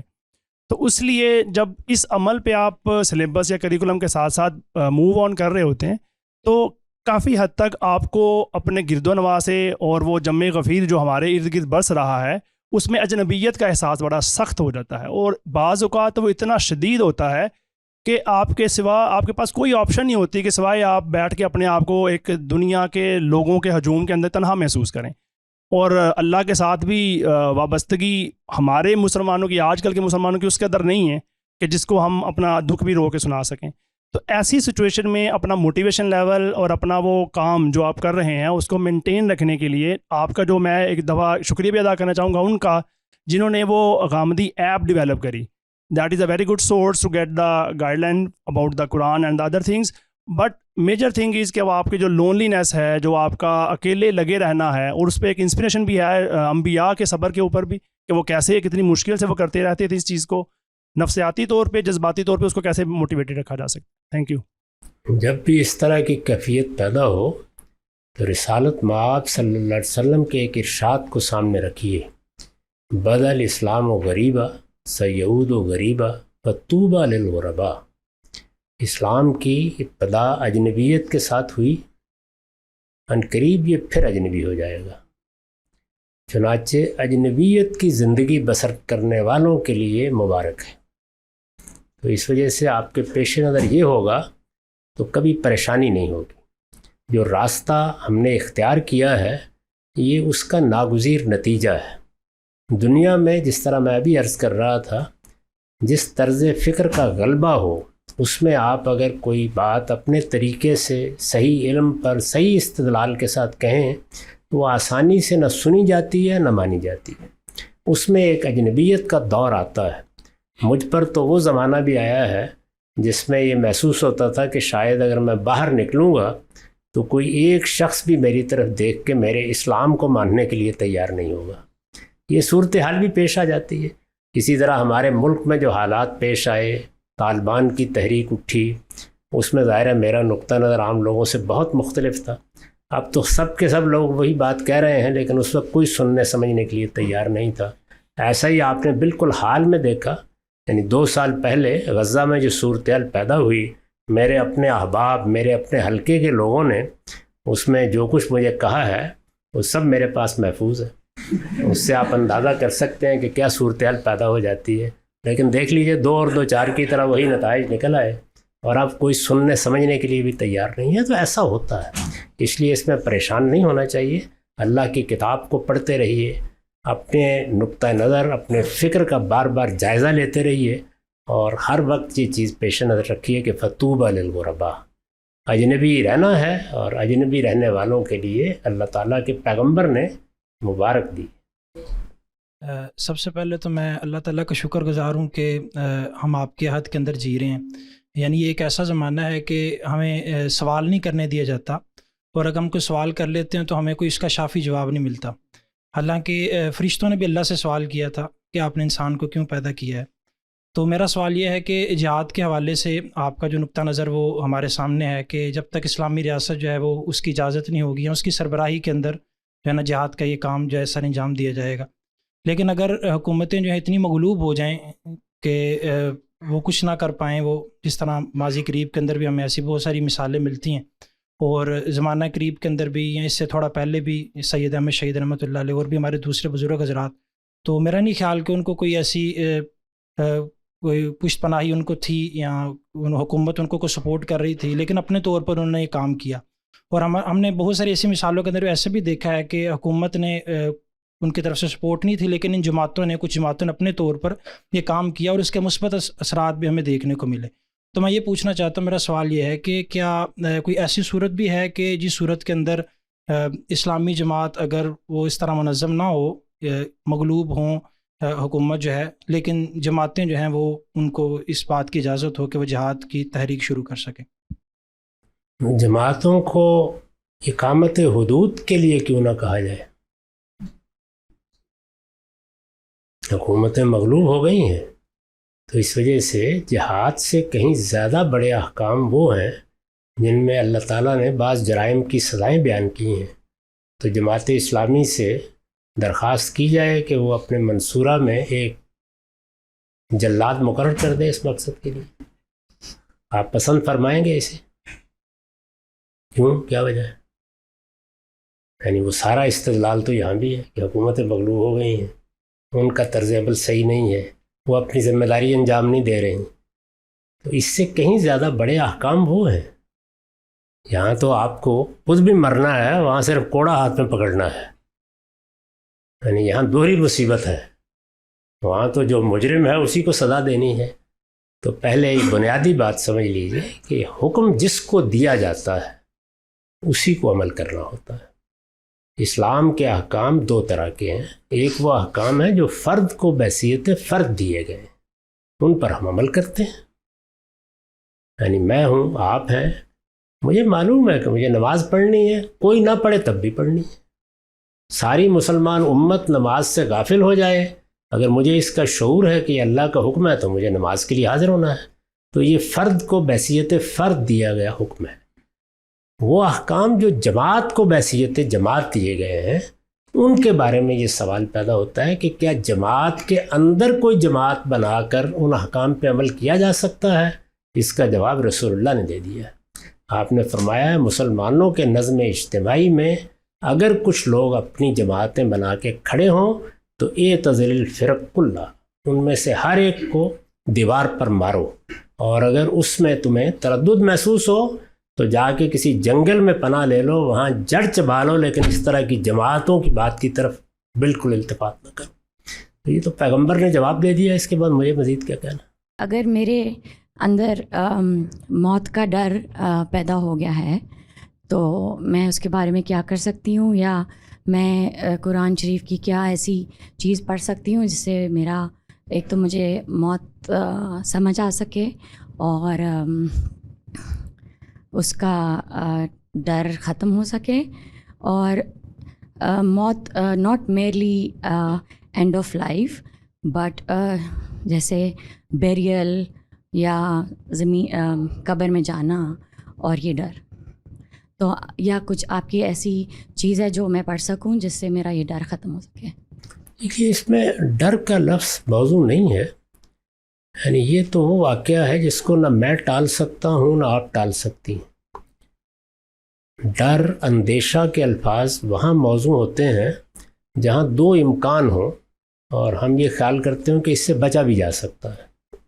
तो यहाँ तो कोई इम्कान ही नहीं है, इसलिए एक वाक़या है जिसने होना है। मुझे भी जाना है, आपको भी जाना है। आज तक जितने इंसान दुनिया में आए सब गए हैं, ये मालूम है कि हम भी चले जाएंगे एक दिन। तो इसलिए डरने का सवाल नहीं है। सवाल ये है कि अगर मौत के बाद हम अपने परवरदिगार की बारगाह में हाजिर होंगे तो क्या हमने उसकी तैयारी कर ली? तो मैं आपसे भी ये दरख्वास्त करूँगा कि मौत पर तवज्जो करने की बजाय आप उस तैयारी को अपनी तवज्जुहात का मरकज़ बनाएं। उसके बाद ये जो डर की कैफियत है ये ख़ुद ब खुद ख़त्म हो जाएगी।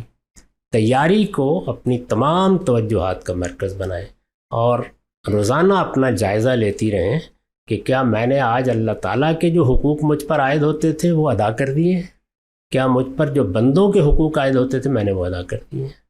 तो ये इम्तहान है जिसमें हमें डाला गया है।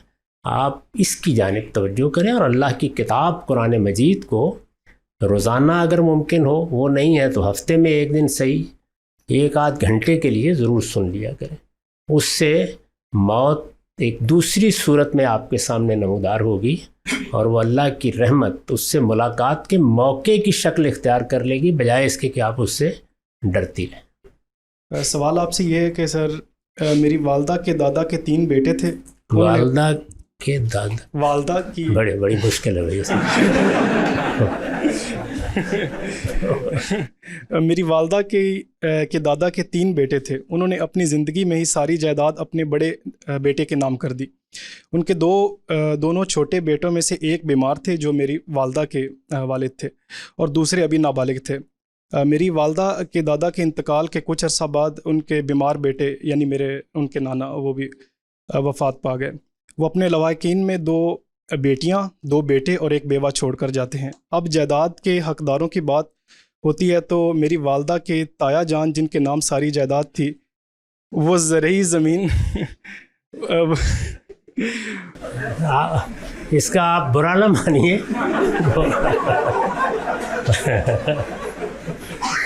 ہمیں یہ خیال نہیں تھا کہ آج کوئی شجرہ ہے نسب کی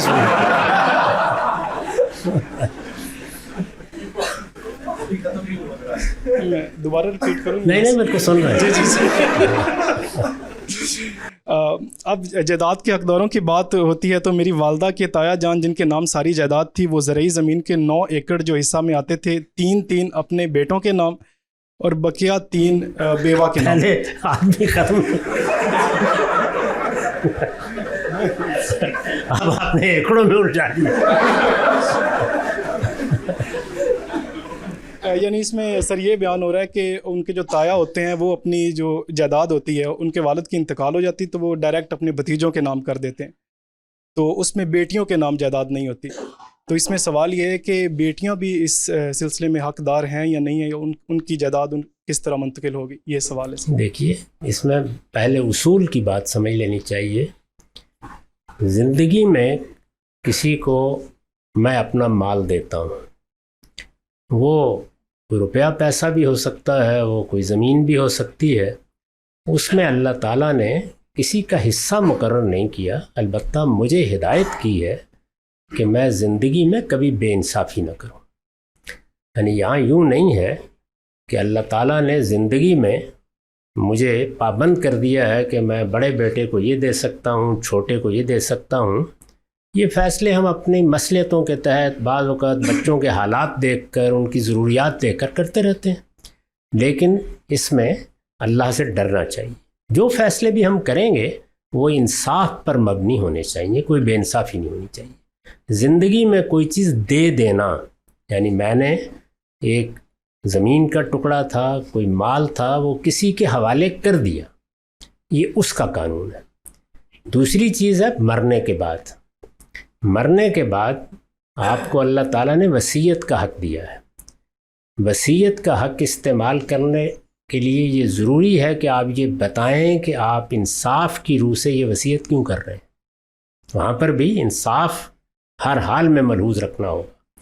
تو جب آپ یہ بتائیں گے تو اس کے بعد رشتہ داری کی بنیاد پر حصے کن کے ہیں وہ اللہ نے خود مقرر فرمایا۔ ان میں نہ میں کوئی تبدیلی کر سکتا ہوں نہ آپ کوئی تبدیلی کر سکتے ہیں۔ وہ حصے کس اصول پر اللہ تعالیٰ نے مقرر فرمائے ہیں وہ بھی انہوں نے بیان کر دیا، اور یہ بتا دیا ہے کہ میں نے اس اصول کو ملحوظ رکھ کر یہ بتایا ہے کہ والدین کا حصہ یہ ہوگا، اولاد کے حصے یہ ہوں گے، لڑکیوں کے یہ ہوں گے، لڑکوں کے یہ ہوں گے۔ یہ پوری بات بتا دی۔ اگر کسی شخص نے اس کی خلاف ورزی کی ہے تو اس نے ایک بڑے جرم کا ارتکاب کیا ہے۔ اگر آپ 11-12 آیات سورہ نساء کی نکال کے پڑھیں تو آپ پر بالکل واضح ہو جائے گا کہ یہ کبیرہ گناہوں میں سے ہے۔ ہمارے ہاں بدقسمتی سے لوگ لڑکیوں کے بارے میں اس کبیرہ گناہ کا ارتکاب کرتے ہیں اور بڑے پیمانے پر کرتے ہیں۔ ذمہ داروں میں تو خاص طور پر یہی صورتحال ہے، یعنی وہ لڑکیوں کو حصہ دینے کے لیے، لڑکیاں کہیں یا عورتیں کہیں، جہاں بھی ہیں، ہرگز تیار نہیں ہوتے کسی طرح بھی۔ تو لوگوں کو بتانا چاہیے کہ یہ ہے۔ اگر وہ اب جیسے کہ آپ کی بات سے معلوم ہوتا ہے کہ آمادہ ہو گئے، یعنی وارثوں نے یہ فیصلہ کر لیا ہے کہ جو کچھ بھی پہلے ہوا وہ صحیح ہوا یا غلط ہوا، ہم اب صحیح کرنا چاہتے ہیں، تو جن صاحب کی جائیداد تقسیم کرنا پیش نظر ہے ان کے بارے میں یہ دیکھیے کہ ان کی موت کے وقت ان کے کون سے اعزاء زندہ تھے، ان کی فہرست بنائیے، ان کے حصے متعین کیجیے اور سب آپس میں مل بیٹھ کے طے کر لیجئے کہ ہم اللہ کے بتائے ہوئے قانون کے مطابق یہ حصے ان کے حوالے کر دیں گے۔ وہ لڑکیوں کے بھی ہوں گے، وہ لڑکوں کے بھی ہوں گے، وہ مردوں کے بھی ہوں گے، عورتوں کے بھی۔ کائنات کی سر ہر چیز اللہ کے حکم کی تابع ہے، حتیٰ کہ پتا بھی اللہ کے حکم کے بغیر نہیں ہل سکتا۔ حضرت آدم علیہ السلام کو اللہ تعالیٰ نے جس طرح قرآن پاک میں ان کی کریشن کا ذکر ہوتا ہے، ایسے لگتا ہے کہ اللہ نے اپنے ہاتھوں سے بنایا اور ہم کن سے بنے ہوئے ہیں۔ اللہ تعالیٰ نے ان کو خود علم سکھایا اور اپنی روح ڈالی ان میں، اور خود جا کے بتایا کہ اس درخت کو نہیں چھونا۔ لیکن دوسری طرف ہم دیکھتے ہیں کہ شیطان اللہ تعالیٰ کے حکم کی ان کے سامنے حکم عدولی کرتا ہے، اور پھر اللہ تعالیٰ کا سیکورٹی سسٹم سمو بریچ ہو جاتا ہے، اور شیطان جو ہے وہ داخل ہو جاتا ہے اور حضرت حوا کو پرومپٹ کرتا ہے، اور وہ اپنے میاں کو کہتی ہیں کہ جی اس درخت کا پھل کھائیں۔ تو ایک طرف تو یہ ہے کہ جی اللہ تعالیٰ کے حکم کے بغیر کوئی چیز ہو نہیں سکتی، اور دوسری طرف یہ ہے کہ شیطان کی یہ مجال کہ اللہ تعالیٰ کے حکم عدولی کرے۔ اب بہت ساری چیزیں ایسی ہیں کہ جو کائنات میں نظر آتی ہیں، اور کچھ چیزیں ہیں کہ جی وہ ان سے دیکھ کے یہ ہوتا ہے۔ اچھا، ہم پھر اس کو بعد یہ کہتے ہیں کہ جی یہ جو سارا کچھ ہے یہ اللہ تعالیٰ کے اس میں لکھا ہوا ہے، اور قیامت کس طرح آئے گی اور کیا ہوگا، یہ سارا سلسلہ۔ اگر یہ سارا کچھ اسی طرح لکھا ہوا ہے، اور شیطان کو بھی اللہ کا اذن تھا کہ وہ اللہ کی حکم عدولی کر دے، تو پھر یہ جنت اور دوزخ کس لیے؟ یہ بہت پرانا مسئلہ ہے، لیکن اس کو سادگی سے سمجھیے کہ جس پروردگار نے ہمیں بنایا ہے اس نے ہی یہ بتایا ہے کہ میں نے تمہیں ارادہ و اختیار دیا ہے، اور یہ بھی بتایا ہے کہ یہ ارادہ و اختیار دے کر میں نے تمہیں ابتلاء میں ڈالا ہے، یعنی ایک امتحان سے گزارنے کا فیصلہ کیا ہے۔ اللہ تعالیٰ کی اس اسکیم کو اگر آپ جانتے ہیں یا آپ نے سمجھ لیا ہے تو میرے نزدیک پھر ان میں سے کوئی سوال بھی پیدا نہیں ہوتا جو آپ نے کیا ہے۔ یعنی اگر اس نے مجھے ارادہ و اختیار دیا ہے، اس نے دیا ہے، یہ نہیں کہ میں اپنی طرف سے ارادہ و اختیار لے کے استعمال کرنے بیٹھ گیا ہوں۔ مجھے ارادہ و اختیار دیا ہے تو میں جن ہوں یا آدم، مجھے یہ حق ملنا چاہیے کہ میں خلاف ورزی کروں۔ اگر میں خلاف ورزی نہیں کر سکتا تو ارادہ و اختیار کے کیا معنی ہوئے؟ یہ ارادہ و اختیار قرآن مجید میں 10 مقامات پر بیان کیا گیا ہے کہ خود پروردگار نے دیا ہے۔ یہ بتایا ہے کہ میں نے وہ ارادہ و اختیار دے کر جو مہلت مقرر کی ہوتی ہے اس میں گرفت بھی نہیں کرتا۔ رہی یہ بات کہ اللہ کے حکم کے بغیر کوئی پتا نہیں ہلتا، تو اس میں کیا شک ہے؟ لیکن یہ اللہ ہی کا حکم ہے جو میں نے بیان کیا ہے کہ میں نے ارادہ و اختیار دے دیا۔ تو اب میرے ارادہ و اختیار کا جو پتہ ہلنا ہے وہ اصل میں اللہ کے حکم کے مطابق ہی ہل رہا ہے۔ جب اس نے مجھے ارادہ دیا اور اختیار دیا ہے تو میں اس کو استعمال کروں گا۔ تو اللہ تعالیٰ میرے اس ارادہ و اختیار کے استعمال پر میرا مواخذہ کریں گے، کیونکہ انہوں نے یہ دیا ہی اس لیے ہے کہ میں ابتلاء سے گزروں۔ تو ابتلاء کے اصول پر، یعنی امتحان کے اسلوب پر یہ دنیا بنی ہے۔ جب یہ امتحان کے اسلوب پر بنی ہے تو نہ اللہ تعالیٰ مداخلت کریں گے، نہ ہاتھ پکڑیں گے۔ لوگ قتل کر دیتے ہیں، بدکاری کرتے ہیں، لوگوں کی عصمت دری کرتے ہیں، لیکن وہ ہاتھ نہیں پکڑتے، اس لیے کہ انہوں نے فیصلہ کر رکھا ہے۔ یہ اصل میں وہی بات ہے جس کو آپ نے بیان کیا کہ میرے حکم کے بغیر پتہ نہیں ہلتا، ساری دنیا الٹی لٹک جائے میرے ارادہ و اختیار کو سلب نہیں کر سکتی۔ یہ اللہ کے حکم اور اذن ہی کے مطابق ہے، لیکن یہ میرا ارادہ و اختیار ہے، میں اس کو استعمال کر کے غلطی کر رہا ہوں، اس پر اللہ تعالیٰ مجھ سے پوچھیں گے۔ تو اللہ کے حکم کو پہلے جاننا چاہیے، وہ حکم ہے کیا؟ وہ ارادہ و اختیار کے ساتھ امتحان سے گزرنے کا حکم ہے۔ اسی کی پیروی ابلیس نے کی تھی، اور اسی کی پیروی آدم نے کی ہے، اور ہم سب بھی اسی کی پیروی کر رہے ہیں۔ تو اللہ کے حکم سے کوئی باہر نہیں نکل گیا، وہ حکم ہے ہی کہ تمہارا ارادہ بھی ہے اور اختیار بھی ہے، جاؤ اس کو استعمال کرو، میں اس میں کوئی رکاوٹ پیدا ہونے نہیں دوں گا۔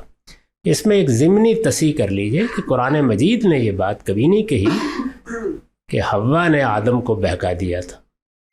یعنی شیطان دونوں کے پاس آیا، دونوں کو اس نے بہکایا، اور وہاں تو صاف معلوم ہوتا ہے کہ حوا سے بھی پہلے آدم لپک پڑے.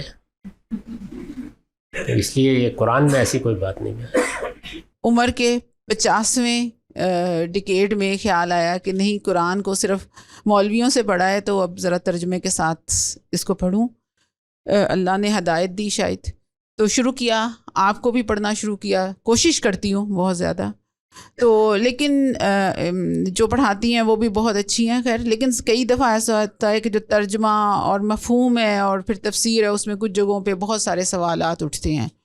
تو ابھی جو آج کل ہم پڑھ رہے ہیں اس میں ایک سوال تھا جو میں بلکہ سوال ہیں جو میں آپ سے کرنا چاہ رہی تھی.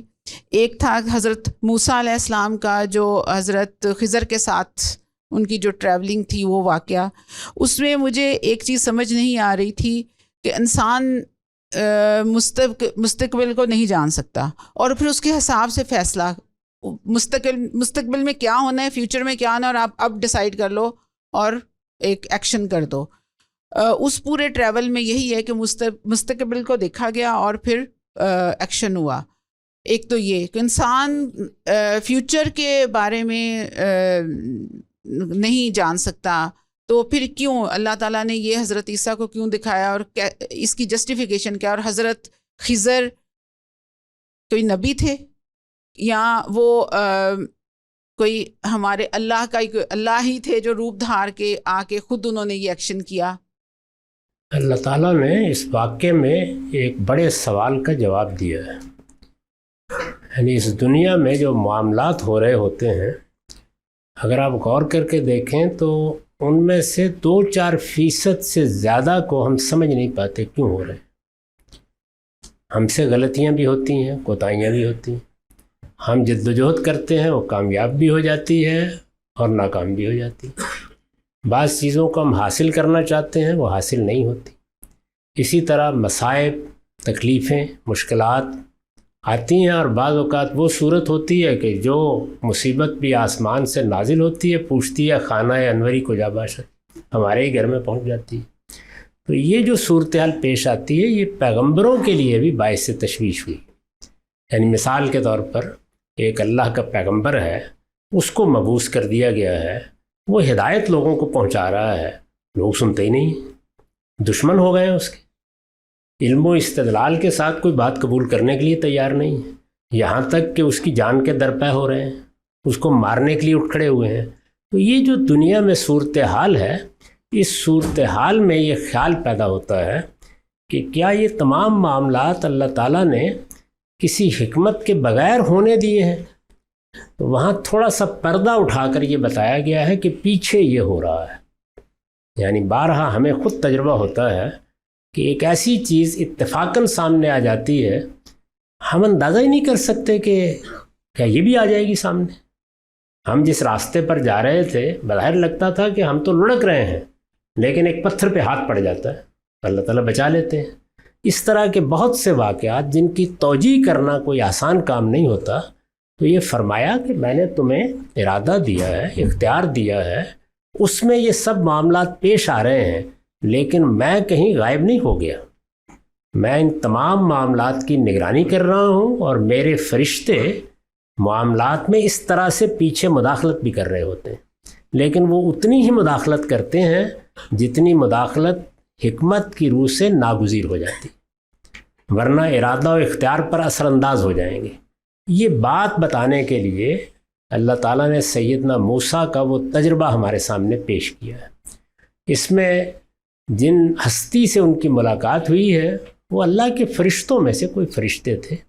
جس طرح فرشتے اللہ تعالیٰ کے احکام کی تنفیذ کر رہے ہیں، ہمیں نظر نہیں آتے، وہ تھوڑی دیر کے لیے ان کو دکھا دیا گیا، یعنی پردہ اٹھا دیا گیا. دکھانے کی بالعموم 2 صورتیں اللہ تعالیٰ اختیار کرتے ہیں. سب پیغمبروں کے ساتھ یہی ہے. ان کو کوئی مشاہدہ بیداری کے عالم میں کرا دیا جاتا ہے، ان کو کوئی چیز رویا میں دکھا دی جاتی ہے. ابھی میں نے ایک سوال کے جواب میں ابتدا میں عرض کیا تھا کہ رسالت مآب صلی اللہ علیہ وسلم کو بھی مستقبل کی بعض چیزوں کے بارے میں رویا دکھائے گئے. تو اسی طرح کا یہ غالباً ایک رویا ہے. دونوں باتیں ہو سکتی ہیں. یہ عالم بیداری میں ہوا، جیسے کہ خود رسول اللہ کے بعض مشاہدات ایسے ہی ہیں مثال کے طور پر روایتوں میں آپ لوگوں نے پڑھا ہوگا کہ نماز پڑھانے کے دوران میں یک بیک ایک مشاہدہ ہوا اور اس میں رسول اللہ صلی اللہ علیہ وسلم آگے بڑھ گئے، ایک قدم آگے رکھ دیا اور بعد میں بتایا کہ مجھے اس طرح جنت دوزخ دکھائی گئی اور ایک پھل کا پوشا تھا، میں اس کو لپک کر توڑ لینا چاہتا تھا، یعنی وہ اتنا حقیقی مشاہدہ تھا۔ یہ رویا میں بھی ہوتے ہیں، تو یہ ایک مشاہدہ ہے جس میں جو کچھ پیچھے ہو رہا ہے اس کے ایک حصے سے تھوڑی دیر کے لیے پردہ اٹھا دیا گیا ہے تاکہ اللہ تعالیٰ کے فیصلوں کی، ہمارے ساتھ اس کے تعلق کی حکمت اللہ کا ایک پیغمبر سمجھ لے، ان کو ایک قوم کو بنانے، اٹھانے، اس کو ایک مشن کی طرف راغب کرنے، اس کو ایک جگہ سے نکال کر دوسری جگہ آباد کرنے کی غیر معمولی ذمہ داری دی گئی تھی۔ یعنی انبیاء کی تاریخ میں بھی سیدنا موسیٰ کی ذمہ داری اتنی غیر معمولی ہے کہ آدمی حیرت زدہ ہو جاتا ہے کہ یہ کیا کوئی ایک انسان پوری کر سکتا ہے؟ ایک پوری قوم کو ایک جگہ سے اٹھانا ہے، پوری قوم کو مطمئن کرنا ہے کہ میں تمہیں اللہ کے حکم پر لے کر جا رہا ہوں، ان کو فلسطین میں جا کے آباد کرنا ہے اور وہاں ان کے لیے ایک مشن طے ہے جو آگے صدیوں تک جاری رہے گا۔ اس کے لیے وہ اٹھے ہیں۔ اس میں یہ ضروری ہوا کہ کچھ پردہ اٹھا کے انہیں بتا دیا جائے کہ مطمئن رہیں، جب آپ اقدامات کریں گے تو جہاں ضرورت ہوگی ہم اس طرح مداخلت بھی کر رہے ہوتے ہیں۔ بس اتنی بات کہ جس طرح ریاست ہمارے معیشت کے معاملات پہ، معاشرت کے معاملات پہ، اخلاقیات پہ قانون سازی کرتی ہے، چور کو چور کہہ دیا جاتا ہے، رشوت خور کو رشوت خور کہہ دیا جاتا ہے، تو کیا ریاست کو یہ حق حاصل ہے کہ وہ مناسب استدلال کی بنیاد پر مسلمانوں کے اجتماعی نظم کو برقرار رکھنے کے لیے اعتقادات کے معاملے پر بھی قانون سازی کرے، خصوصاً قادیانی حضرات کے حوالے سے کہ ریاست کسی کو مسلمان یا کسی کو غیر مسلم ڈکلیئر کرتی ہے؟ تو کیا اس حوالے سے ریاست کو کسی قسم کے تردد یا کسی قسم کے تکلف کو ملحوظ خاطر رکھنا چاہیے، اور اگر نہیں رکھنا چاہیے تو اس کی کیا دلیل ہوگی؟ اور دوسرا سوال اسی کے ساتھ جڑا ہوا یہ ہے کہ کیا انفرادی سطح پر افراد کو بھی اپنے اعتقادات کے حوالے سے اپنے موقف کا اظہار کرتے ہوئے کسی قسم کے ایسے تکلف یا تردد میں پڑنا چاہیے، یا اس کو برملا کہہ دینا چاہیے کہ میرا اس حوالے سے یہ عقیدہ ہے؟ شکریہ۔ یہ دو الگ الگ سوال ہیں۔ یہ بات کہ مجھے میرے پروردگار نے یہ حق دیا ہے کہ میں پیغمبر کی دعوت کو قبول کروں یا قبول نہ کروں، میں ضمیر کی آواز پر لبیک کہوں یا نہ کہوں، اس کو قرآن مجید اس طرح بیان کرتا ہے کہ انا ہدینہ السبیل، ہم نے راستے کو واضح کر دیا ہے، اب اما شاکرم و اما کفور، جس کا جی چاہتا ہے وہ شکر گزار بن کر رہے، جس کا جی چاہتا ہے وہ کفران نعمت اختیار کر لے۔ دوسری جگہ بیان کیا من شاء فلیؤمن من شاء فلیکفر، جس کا جی چاہے وہ کفر اختیار کرے، جس کا جی چاہے ایمان قبول کر لے۔ اس سے صاف یہ معلوم ہوا کہ لا اکراہ فی الدین، دین کے معاملے میں کوئی جبر روا نہیں رکھا جا سکتا۔ ہر شخص کو حق حاصل ہے کہ وہ جو مانتا ہے برملا مانے، جس چیز کا اظہار کرنا چاہتا ہے اظہار کرے۔ ہم اس کے ساتھ مکالمہ کر سکتے ہیں، اس کو کوئی نصیحت بھی کر سکتے ہیں۔ ہم اگر اس کے طرز عمل میں کوئی غلطی محسوس کریں اس پر اسے توجہ بھی دلا سکتے ہیں، لیکن اللہ کا دیا ہوا یہ حق اس سے نہیں چھین سکتے۔ یہ تو پہلے اصولی بات سمجھ لیجیے۔ اس کو سورہ بقرہ میں واضح کر دیا ہے کہ اللہ نے اپنے دین میں کوئی جبر روا نہیں رکھا، اس نے ہدایت کو ضلالت سے الگ کر دیا ہے، یہ بہت کافی ہے۔ ہم توجہ دلائیں گے، ہدایت کی وضاحت کر دیں گے۔ اگر اس نے کسی ضلالت کو اختیار کر رکھا ہے تو اس کی حقیقت واضح کر دیں گے۔ اگر اس کی طرف سے کفر کا ارتکاب ہو رہا ہے تو بتا دیں گے، علم و استدلال کے ساتھ بتا دیں گے کہ یہ کفر ہے یا یہ شرک ہے یا یہ بدعت ہے۔ اس سے آگے نہ میں کچھ کر سکتا ہوں، نہ آپ کچھ کر سکتے ہیں، نہ کوئی حکومت کچھ کر سکتی ہے۔ پہلے تو یہ بنیادی بات سمجھ لیں۔ اس کے ساتھ ایک دوسری بات بھی کہہ دی ہے، وہ یہ کہ میں نے جبر روا نہیں رکھا اور ہر انسان کی جان، مال اور آبرو کو میں نے حرمت عطا کی۔ رسالت مآب صلی اللہ علیہ وسلم نے جو آخری اعلان کیا ہے اور پورے زور کے ساتھ متوجہ کر کے لوگوں کو کیا ہے، اور یہ کہہ کے کیا ہے کہ یہ میں جو کچھ بیان کر رہا ہوں یہ حرمت معمولی نہیں ہے، یہ اس شہر مکہ کی طرح ہے، یہ اس ذوالحج کے مہینے کی طرح ہے۔ وہ یہ کہ کسی کو کسی کی جان مال آبرو کے خلاف کوئی اقدام کرنے کا حق نہیں ہے، الا بالحق، الا یہ کہ اللہ اس کا حق اس کو دے دے۔ تو اللہ تعالیٰ نے جن معاملات میں یہ حق دیا ہے وہ قرآن مجید میں بالکل واضح کر دیا ہے، متعین طور پر بتا دیا ہے۔ اب رہ گیا آپ کے سوال کا پہلا حصہ کہ ریاست نہ کوئی مذہبی حکم ہے، نہ کوئی مذہبی ادارہ ہے، نہ ذات باری کی طرف سے ہمیں اس کو قائم کرنے کی ہدایت کی گئی ہے۔ ریاست ہماری ضرورت سے پیدا ہوئی، یعنی جس طرح میں شعور کی عمر کو پہنچتا ہوں تو مجھ پر واضح ہو جاتا ہے کہ کمانا پڑے گا، اس کے بغیر پیٹ کا علاج نہیں کیا جا سکتا۔ مجھے معلوم ہوتا ہے کہ میری نفسی ضرورتیں کیا ہیں، میری جنسی ضرورتیں کیا ہیں، میں ان کو پورا کرنے کے لیے اپنے علم و عقل کی روشنی میں اقدامات کرتا ہوں۔ اسی طرح کا معاملہ ریاست کا ہے۔ انسانوں کو جب یہ مسئلہ پیش آیا ہے کہ ارادہ و اختیار کا غلط استعمال یہ فساد کا باعث بن جاتا ہے، لوگ ایک دوسرے کی حق تلفی کرتے ہیں یا جان مال آبرو کی خلاف زیادتی کرتے ہیں، تو اس کو روکنے کے لیے انسانوں نے اپنی ضرورت کے تحت یہ ادارہ بنایا ہے، یعنی اس کے پاس کوئی لائسنس اللہ تعالیٰ کی طرف سے نہیں ہے، لہٰذا اس ادارے کے حدود وہی ہیں جس کے لیے یہ وجود میں آیا ہے۔ آپ نے اگر اس میز کو میز کے طور پر بنایا ہے تو یہ کرسی نہیں بن سکتا۔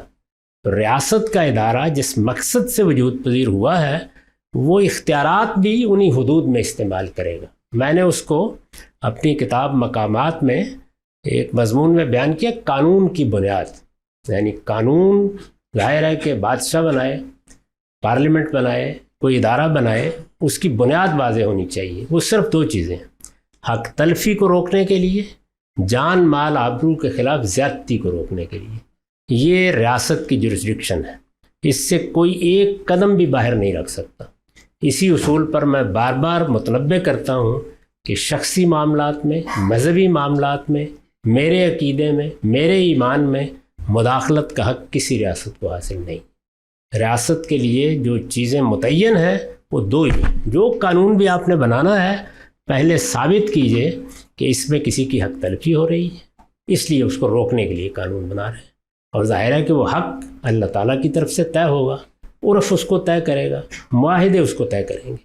اور میں جان مال آبرو کے خلاف اقدام کرنے جا رہا ہوں تو اس کے لیے اللہ تعالیٰ نے متعین طور پر بتا دیا ہے کہ چور کے خلاف یہ اقدام کیا جا سکتا ہے، زانی کے خلاف یہ کیا جا سکتا ہے، قاتل کے خلاف یہ کیا جا سکتا ہے، وہ متعین کر دیا ہے اس میں۔ اسی سے ظاہر ہے کہ پھر باقی اصول بھی نکل آتے ہیں۔ تو یہ چیز ہے، اس کو واضح طور پر سمجھ لینا چاہیے۔ لوگوں کے عقیدہ و ایمان کے بارے میں فیصلے کرنے کا اختیار نہ مجھے ہے، نہ آپ کو ہے، نہ کسی عالم کو ہے، نہ کسی ریاست کو ہے۔ ہم جو کچھ کر سکتے ہیں وہ یہ ہے کہ کسی کے ہاں کوئی خرابی دیکھیں تو وہ خرابی واضح کریں، یعنی اگر کفر ہے تو بتائیں کہ یہ کفر ہے، اگر شرک ہے تو سمجھائیں کہ یہ شرک ہے، اگر بدعت ہے تو واضح کریں۔ لیکن یہ کہ اس آدمی نے اپنے ایمان کو کس طرح بیان کرنا ہے، اس کی بنیاد پر اپنا کیا تعارف کرانا ہے، یہ اس کا کام ہے۔ تو میں اس معاملے میں ادنا درجے میں بھی ریاست کو کوئی حق دینے کے لیے تیار نہیں۔ میرا نام فرید ہے اور میں اسلامک جیومیٹرک پیٹرنز کا شوقین ہوں، جس کی مثال آپ کے پیچھے دیوار پہ لگی۔ جب میں یہ کرنا شروع ہوا 8 سال پہلے تو مجھے یہ احساس ہوا کہ یہ دائرے سے نکل کے اتنی خوبصورت چیز جو بنتی ہے یہ انسانی کاوش نہیں ہے، اس کے پیچھے ایک خالق ہے، ایک مصور ہے، اور ہم صرف اس کو لکیر لگا کے لکیر کو واضح کر رہے ہیں۔ اس چیز کا بے انتہا ہوا۔ اس سے جب آگے پھر علم آگے بڑھا تو کچھ ایسی کتابیں، کچھ ایسی تصورات سامنے آنا شروع جس کے اوپر اب ڈاؤٹ ہونا شروع ہو رہا ہے، تو جس کے بارے میں آپ سے پوچھنا چاہ رہا ہوں۔ وہ آگے اس جگہ سے آگے وہ سمبلزم کی طرف آتے ہیں کہ جی کہ ایک دائرہ جو ہے وہ قدرت الہی کو ظاہر کرتا ہے اور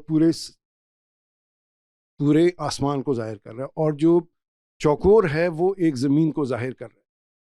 اور مثلا جیسے نجم داؤدی ہے اور 2 مثلث 2 ٹرائنگل سے بن رہا ہے، تو ایک ٹرائنگل جو اوپر پوائنٹ کر رہا ہے وہ انسان کی دعا اللہ تعالیٰ سے، اور جو نیچے پوائنٹ کر رہا ہے وہ اللہ تعالیٰ کی ودیعت یا انسان کو جو بھی نعمت عطا ہو. تو اب یہاں آ کے میرا سوال پیدا یہ ہوتا ہے کہ کیا یہاں یہ واقعی سمبلزمس ہیں، ایگزسٹ کرتے ہیں؟ اور جہاں تک جیومیٹری کے بننے کا تعلق ہے، اس نے تو مجھے واضح کر دیا کہ ایک خالق موجود ہے اور انسان نے کچھ نہیں کیا. لیکن جب آگے یہ سمبلز کے اوپر اور اس کے پیچھے وہ جو سٹارٹ ہو جاتا ہے، اس کے اوپر پھر میرا ڈاؤٹ آتا ہے کہ یار میں یہ علم ٹھیک بھی ہے یا اس میں کوئی گڑبڑ تو نہیں ہے. میں اس کی آپ سے پہلے ایک سوال کیا گیا تھا فلسفے کے بارے میں، اس میں میں نے یہی عرض کیا تھا کہ علم کے بارے میں پہلے طے کر لیجیے. یعنی یہ جو باتیں لوگ کہہ دیتے ہیں عام طور پر، ان کے کہنے کی وجہ یہ بنتی ہے. افلاطون نے بھی جب بات کہی ہے تو پہلے اس سوال کا جواب نہیں دیا کہ بناء استدلال کیا ہے، بناء علم کیا ہے، علم کیا چیز ہے. تو آپ نے جو کچھ فرمایا اس میں غور کیجئے. اگر آپ یہ کہتے کہ ہم نے تجربات کیے ہیں، ہم نے چیزوں کا مشاہدہ کیا ہے، ہم نے انسانوں کے اعمال کا مطالعہ کیا ہے، ہم اوپر گئے تھے وہاں بھی ہم نے یہ چیز دریافت کی ہے، اس سے یہ پتہ چلا ہے کہ دائرہ فلاں چیز کی علامت ہے، تو یہ مشاہداتی علم ہوتا، سائنسی علم ہوتا، یہ ناقص بھی ہوتا ہے، کامل بھی ہوتا ہے. تو یہ علم اگر آپ کو ہے تو اس کا اظہار بھی کیا جائے گا، اس کو بیان بھی کیا جائے گا. آپ نے اس میں جو الفاظ استعمال کیے وہ یہ کہ خدا نے ایسا کیا. خدا نے جو کچھ کیا ہے وہ اس نے اپنی کتاب میں بیان کر دیا ہے. تو میں پوری ذمہ داری سے یہ کہتا ہوں کہ اس میں اس طرح کی کوئی لغویات بیان نہیں. بات ختم ہو گئی.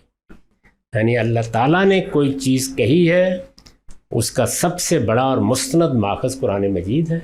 اس کے بعد ضمنی طور پر پرانے صحائف کی طرف بھی دیکھا جا سکتا ہے، روایات کی طرف بھی، ان کی چھان پھٹک کی ضرورت ہوتی ہے. لیکن اللہ کے حوالے سے کوئی بات بیان کرنا بڑی ذمہ داری کا کام ہے. اس میں جب تک آپ کے پاس خود اللہ کا اپنا بیان نہیں ہے ہم زبان نہیں کھولیں گے. تجرباتی علوم ان کا دروازہ کھلا ہوا ہے، وہ تو علوم ہی ہم نے پیدا کرنے ہیں. تو آپ اس بنیاد پر، یعنی آپ اپنے حواس کی بنیاد پر، خواہ وہ ظاہری حواس ہے خواہ باطنی ہے، کسی نتیجے تک پہنچے ہیں، کوئی تجربہ آپ کو پیش آ گیا ہے، آپ اسی استدلال سے اس کو بیان کریں گے. یعنی یا میری آنکھوں نے دیکھا ہے، یا میرے کانوں نے سنا ہے، یا میرے باطنی حواس اس کو ہمیشہ سے ایسے ہی محسوس کرتے ہیں. ظاہر ہے پھر اس کے بعد استقراء کا عمل شروع ہوتا ہے، انڈکشن کا، کہ اب میں بھی یہ محسوس کرتا ہوں، کیا یہ بھی یہ محسوس کرتے ہیں. اس سے ہم نتائج نکالتے ہیں. تو جو نتائج تجربے اور مشاہدے سے نکالے جاتے ہیں وہ انسانی علم کی تشکیل کرتے ہیں. اللہ تعالیٰ کے حوالے سے ہمارے پاس کوئی ذریعہ نہیں ہے کہ ہم براہ راست علم حاصل کر سکیں. وہاں اللہ تعالیٰ کی کتاب ہے، اس کا حوالہ دینا پڑے گا. اگر اس میں کوئی ایسی بات بیان ہوئی ہے تو ضرور سنیں گے، لیکن ایسی کوئی چیز نہ قرآن میں ہے، نہ قدیم صحائف میں ہے، نہ کسی روایت میں. نوجوان جیسے ہی ریشنل ہو کر سوچنا شروع کرتے ہیں تو ان کے ذہن میں خدا اور مذہب سے متعلق اعتراضات پیدا ہونا شروع ہو جاتے ہیں. تاہم ایک وقت ایسا آتا ہے کہ وہ شعوری طور پر اپنے مطالعے کے بعد خدا پر ایمان لے آتا ہے. اس کا لازماً نتیجہ یہ نکلنا چاہیے تھا کہ وہ خدا کے حقوق کو مستقل مزاجی سے ادا کر سکیں، مگر ایسا کیوں نہیں ہو پاتا کہ وہ شعوری طور پر مسلمان ہونے کے باوجود خدا کے حقوق پورے نہیں کر پاتا؟ اس کی کیا وجہ ہے؟ اس کی وجہ یہ ہے کہ اس کو صرف عقل نہیں دی گئی، اس کے ساتھ خواہشات بھی ہیں، جذبات بھی ہیں، اس کی جبلتوں کے تقاضے بھی ہیں. اس کو بنایا ہی ایسے گیا ہے. چنانچہ جس طرح عقل استعمال کرتے وقت اس کو بہت سی چیزوں کا مقابلہ کرنا پڑتا ہے، اوہام کا مقابلہ کرنا پڑتا ہے، فلسفیوں کے خرافات کا مقابلہ کرنا پڑتا ہے، پھر کہیں جا کے عقل استعمال کرنے کی نوبت آتی ہے. یعنی دنیا میں ایسے نہیں ہے کہ میں نے عقل استعمال کرنے کا فیصلہ کیا تو اب ایک سیدھی سڑک ہے، میں اس پر چلوں گا اور منزل تک پہنچ جاؤں گا. اس کے رستے میں یہ سب کھڑے ہیں، فلسفی بھی کھڑے ہیں، شیاطین بھی کھڑے ہیں، طرح طرح کے نقطہ نظر رکھنے والے لوگ بھی کھڑے ہیں، وساوس ڈالنے والی قوتیں بھی موجود ہیں، جنات بھی سب بندی کیے ہوئے ہیں. ان کے اندر سے گزر کر مجھے اپنے عقلی فیصلوں تک پہنچنا ہوتا ہے. تو جیسے ہی میں کوئی عقلی فیصلہ کر لیتا ہوں، خدا ہے، پیغمبر ہے، اب مجھے اس پہ عمل کرنا ہے. عمل کرنے کے لیے قدم آگے بڑھاتا ہوں تو خواہشات، رغبات سب حملہ آور ہو جاتی ہیں. تو یہ مقابلہ ہے جس میں ہم شکست کھا جاتے ہیں، اس کی اور کوئی وجہ نہیں. جو حضرت محمد صلی اللہ علیہ وسلم پیغام اور اسلام لے کر آئے، تو اس کے بعد رسول اللہ صلی اللہ علیہ وسلم کا دور، اس کے بعد خلفائے راشدین کا بریف پیریڈ، اور اس کے بعد کچھ رجیمز آئی ہیں जैसे हज़रत उमर बिन अब्दुल अजीज़ का दौर कहा जाता है बड़ा गोल्डन था। उसके बाद रिजीम्स तो आई हैं, ऑटोमन्स थे, मुगल्स थे, लेकिन इसकी क्या वजह है कि जो सही रूह में इस्लाम वो for longer period of time जैसे इस्लाम होना चाहिए था कि वो सोसाइटी वो बताए कि सोसाइटी में वाकई इस्लाम है, वो क्यों नहीं नाफज हो सका अभी तक। और दूसरा सर पार्ट ये है क्वेश्चन कि अभी जो गज़ा में सीज़ फायर हुई है क्या उसमें ट्रंप लगा के सुप्रीम लीडर है ऑफ द वर्ल्ड, वो है भी इस टाइम। सर कभी ये टाइम आएगा आपके ख्याल में कोई मुसलमान लीडर्स उधर खड़े होकर वो सर ऊंचा करके कह सकें कि हम इधर के इंचार्ज हैं इस इलाके के, और मुस्लिम उम्मा कभी इकट्ठी हो पाए? Thank you. सबसे पहले तो ये समझ लीजिए कि इस्लाम लोगों में नहीं आता, इस्लाम अल्लाह के फरमान की हैसियत से उसकी किताब में आता है, उसके पैगंबर की तालीमात में आता है। लिहाजा इस्लाम जिस तरह आया था, पहले पैगंबरों के ज़रिए से आया, बार बार उसकी तजदीद की गई, यहाँ तक कि आखिरी पैगंबर के ज़रिए से वो दुनिया तक पहुँचा दिया गया। वो जिस सूरत में आया था उसी सूरत में बग़ैर किसी अदना तब्दीली के मेरे पास भी मौजूद है और आपके पास भी मौजूद है। इसलिए इस्लाम को कोई हादसा कभी पेश नहीं आया, उसकी दावत में, उसकी तबलीग में, उसके कंटेंट में अदना दर्जे की कोई तब्दीली करने में कोई शैतान कभी कामयाब नहीं हुआ। जिस सूरत में अल्लाह की किताब हमें दी गई थी वो उसी सूरत में मौजूद है, जिस सूरत में अल्लाह के पैगंबर ने आमाल जारी किए थे उसी तरह हम उस पर अमल कर रहे हैं। तो इस वजह से इस्लाम के बारे में ये ख्याल करना कि वो सिर्फ़ हुकूमत में आया करता है, पहले तो इस तसव्वुर को दुरुस्त कर लीजिए। अब उस इस्लाम पर जो बिल्कुल महफूज है, अल्लाह ताला की हिफाजत में वो हम तक पहुँच गया है, पहुँच रहा है, उसमें कोई तब्दीली, कोई तगय्युर कभी नहीं हो सका। ना वो तब्दीली और तगय्युर खुलफाए राशिदीन करने में कभी कामयाब हुए, ना कभी बाद के हुक्मरान, वो हमारे पास है। तो इस्लाम को उसकी तालीमात के लिहाज से देखना सीखना चाहिए। इंसानों ने उस पर अमल करना है, वो इंसानों को इरादा व इख्तियार दिया गया है। जितने लोग आपने बताया है अमल करने में कामयाब हो जाए, मुझे तो उस पर ताज्जुब होता है। ये बड़ी अच्छी हुकूमत कायम हो गई थी, ये खबर है खुद। या आप मुझे ये बताएं कि जितने लोग इस वक्त बैठे हुए हैं ये सब के सब इस्लाम के एक एक हुक्म पर अमल करते हैं। मैं हो सकता है खुशी से मर जाऊं इसके बाद, ये मुमकिन है। तो इसमें इस्लाम का क्या नक्स हुआ? तो मौजूद है। ये मुझे देखना है या हम सब जो यहाँ बैठे हुए हैं उनको देखना है कि हम इस्लाम पर कितना अमल करते हैं, और इस्लाम पर अमल करने में एक फ़र्द को क्या मसाइल पेश आते हैं। वो अभी एक साहब ने सवाल किया, यानी मेरी ख्वाहिशात, मेरी रग़बात, मेरे मफादात, उनके साथ मैं एक जंग लड़ता हूँ और सारी ज़िंदगी वो जंग लड़ता हूँ। उसमें एक दिन मुझे देखें आप तो हो सकता है आप कहें कामयाब है, अगले दिन देखें तो आप महसूस करेंगे नाकाम है। तो ये नाकामी और कामयाबी की कश्मकश के अंदर मैं, आप, हम सब इस्लाम पर अमल कर रहे हैं। इसमें आप अंदाज़ा कीजिए कि जिनको हुकूमत और इक़्तिदार मिल जाए उनका इम्तहान कितना सख्त हो जाता है। तो ये जो हम बात करते हैं अपने आप की तरफ नहीं देखते। यानी मैंने बारहा देखा है कि जब आदमी सवाल करता है खड़े होकर कि फिर खुलफाए राशिदीन जैसे हुक्मरान बाद में क्यों ना रहे, तो मेरा दिल चाहता है मैं पूछूं कि आप पहले अपने बारे में बता दीजिए। यानी आप वैसे मुसलमान क्यों नहीं हैं? आप में सहाबा का किरदार क्यों नहीं है? आप उसी तरीके से तकबीर उला में क्यों शरीक होने के लिए जद्दोजहद नहीं कर रहे होते? पूछने को दिल चाहता है ना। तो जो हमारे साथ हो रहा है वही रियासत और हुकूमत की सतह पर भी होता है। इससे इस्लाम को समझने का अमल बंद कर दीजिए। इस्लाम अपनी तालीमात में ज़िंदा है, एक आदमी भी उसको ना मानता, सब इनकार कर देते। कुरान पढ़िए, उसमें मालूम होता है कि बाज़ पैगंबरों की बीवी भी उनके साथ मुत्तफिक नहीं हुई।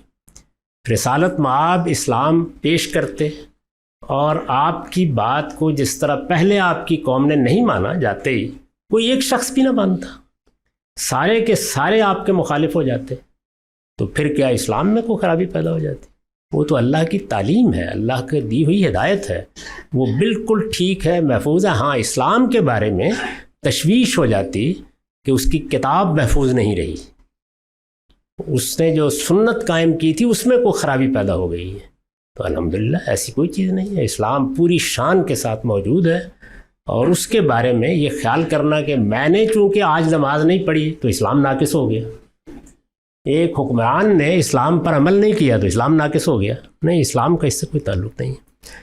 آخری چیز جو آپ نے پوچھی ہے کہ کیا مسلمان، تو اس میں بھی اسلام نہیں، مسلمان یعنی اسلام کے ماننے والے. میرا نقطہ نظر یہ ہے کہ اب جو خواب آپ دیکھ رہے ہیں وہ اب قیامت تک شرمندہ تعبیر نہیں ہونا، تو اس لیے جو کچھ اس وقت میسر ہے اس پر اللہ کا شکر ادا کریں. کہ آپ کے لیکچر سنتے ہوئے ہم نے ایک بات سیکھی کہ انسان نے حقیقت تک پہنچنے کے لیے عام طور پہ 3 راستے جو ہیں وہ اپنائے، ایک فلسفے کا راستہ، تصوف کا راستہ اور ایک انبیاء کا راستہ. سر اس میں پوچھنا یہ چاہ رہا ہوں کہ جب آج کل ہم فلسفہ سیریز دیکھ رہے ہیں تو وہ ایسا بندہ اس کے اندر جیسے جکڑا جاتا ہے، بالکل باہر نکلنے کا راستہ نہیں ملتا. اسی طرح تصوف کے بارے میں بھی جب ہم پڑھتے ہیں یہ سنتے ہیں، جو آپ کے ہم نے اس میں لیکچر سنے ہیں، وہ بھی ایسا لگتا ہے کہ ایسی دنیا ہی ہے، وہاں سے باہر نہیں نکلا جا سکتا. تو سوال میرا یہ ہے کہ علمی سفر کے دوران آپ، چونکہ پہلے آپ کا بیک گراؤنڈ تو یہ مذہبی ہی تھا اور کتاب اللہ سے آپ پہلے بھی واقف تھے، تو سر وہ کیا ایسا لمحہ تھا یا کیا ایسا وہ نقطہ تھا جہاں پہ آپ کو لگا کہ یہ دونوں بالکل ابس ہیں اور اصل راستہ انبیاء کا راستہ ہی ہے؟ یہ آپ بھی یہ فیصلہ کر سکتے ہیں. آپ ایک بنیادی چیز پہلے طے کر لیں، یعنی انبیاء کا راستہ کہاں سے معلوم ہوگا. اگر آپ کے خیال میں انبیاء کا راستہ انبیاء سے معلوم ہوگا تو انبیاء کی نسبت سے جو کچھ ہمارے پاس ہے اس کی تحقیق کریں پہلے. میں نے جب یہ تحقیق کی تو مجھ پر یہ بات بالکل واضح ہو گئی کہ اگر مجھے صوفیہ کے راستے کو جاننا ہے تو کن کے پاس جانا ہے، اور اگر مجھے فلسفیوں کے راستے کو جاننا ہے تو کن لوگوں کو پڑھنا ہے، اور اگر مجھے انبیاء کی بات سمجھنی ہے تو میرے پاس کن ماخذ تک رسائی ہونی چاہیے. تو اس میں نے جب ساری دنیا کی تاریخ کو دیکھا یہ معلوم ہو گیا کہ انبیاء کی بات کے لیے مستند ترین چیز اس وقت زمین پر صرف قرآن مجید. بس میں نے قرآن مجید کو بنیاد بنا کر ان میں سے ہر چیز پہ غور کیا ہے. تو اس میں جو چیز خدا کے حوالے سے کہی جائے گی وہ تو قرآن کی بنیاد کے اوپر 2 لمحوں میں ختم ہو جائے گی اگر وہ اس کو قبول نہیں کرتا. آپ بھی یہ تجربہ کر کے دیکھ لیجئے، یعنی وہ باطل کو اس طرح اگلتا ہے کہ آدمی کا دل چاہتا ہے کہ نہ اگلے پھر بھی اگل دیتا ہے. اس لیے اس میں تو کوئی تردد ہوتا نہیں. رہ گیا فلسفے کا یا سائنس کا معاملہ، وہ ظاہر ہے کہ تجرباتی علوم ہے یا اس میں انسانی تخیل کام کرتا ہے. اس میں نے ابھی عرض کیا تھا کہ علم کیا ہے، اس سوال کا جواب متعین کر لیجئے اور وہ کسوٹی طے کر لیجئے جس پر آپ کسی چیز کا فیصلہ کریں گے، وہ آپ کے پاس ہونی چاہیے. آپ جب اس کو استعمال کریں گے تو 2 اور 2 4 کی طرف فیصلہ ہو جائے. ہمیں یہ کیسے احساس ہوتا ہے کہ اللہ میاں ہم سے خوش ہیں یا ہم سے ناراض ہیں، وہ ہمیں کیسے پتہ چلتا ہے؟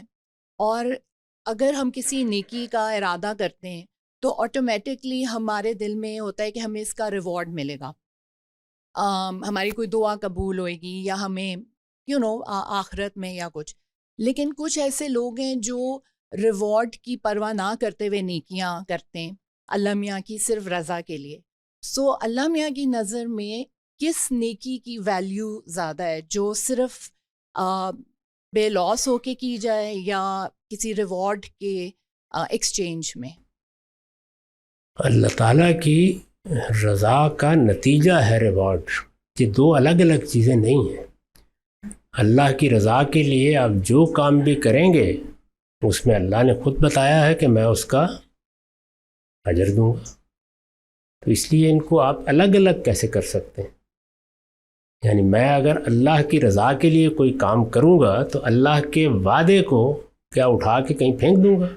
اس نے مجھے بتایا ہوا ہے کہ یہ کام کرو گے، اس کا نتیجہ میں یہ تمہارے سامنے لے آؤں گا. تو اس لیے ریوارڈ کو اللہ کی رضا سے الگ کیا ہی نہیں جا سکتا، اس کو ہمیشہ پیش نظر رکھنا چاہیے. اس لیے قرآن مجید دونوں باتوں کو اکٹھا بیان کرتا ہے، یعنی رضوان اللہ یا ابتغاء و رضوان اللہ، اللہ کی مرضی چاہنا، اللہ کی رضا جوئی، یہ اصل میں اس ریوارڈ کے ساتھ لگی ہوئی ہے.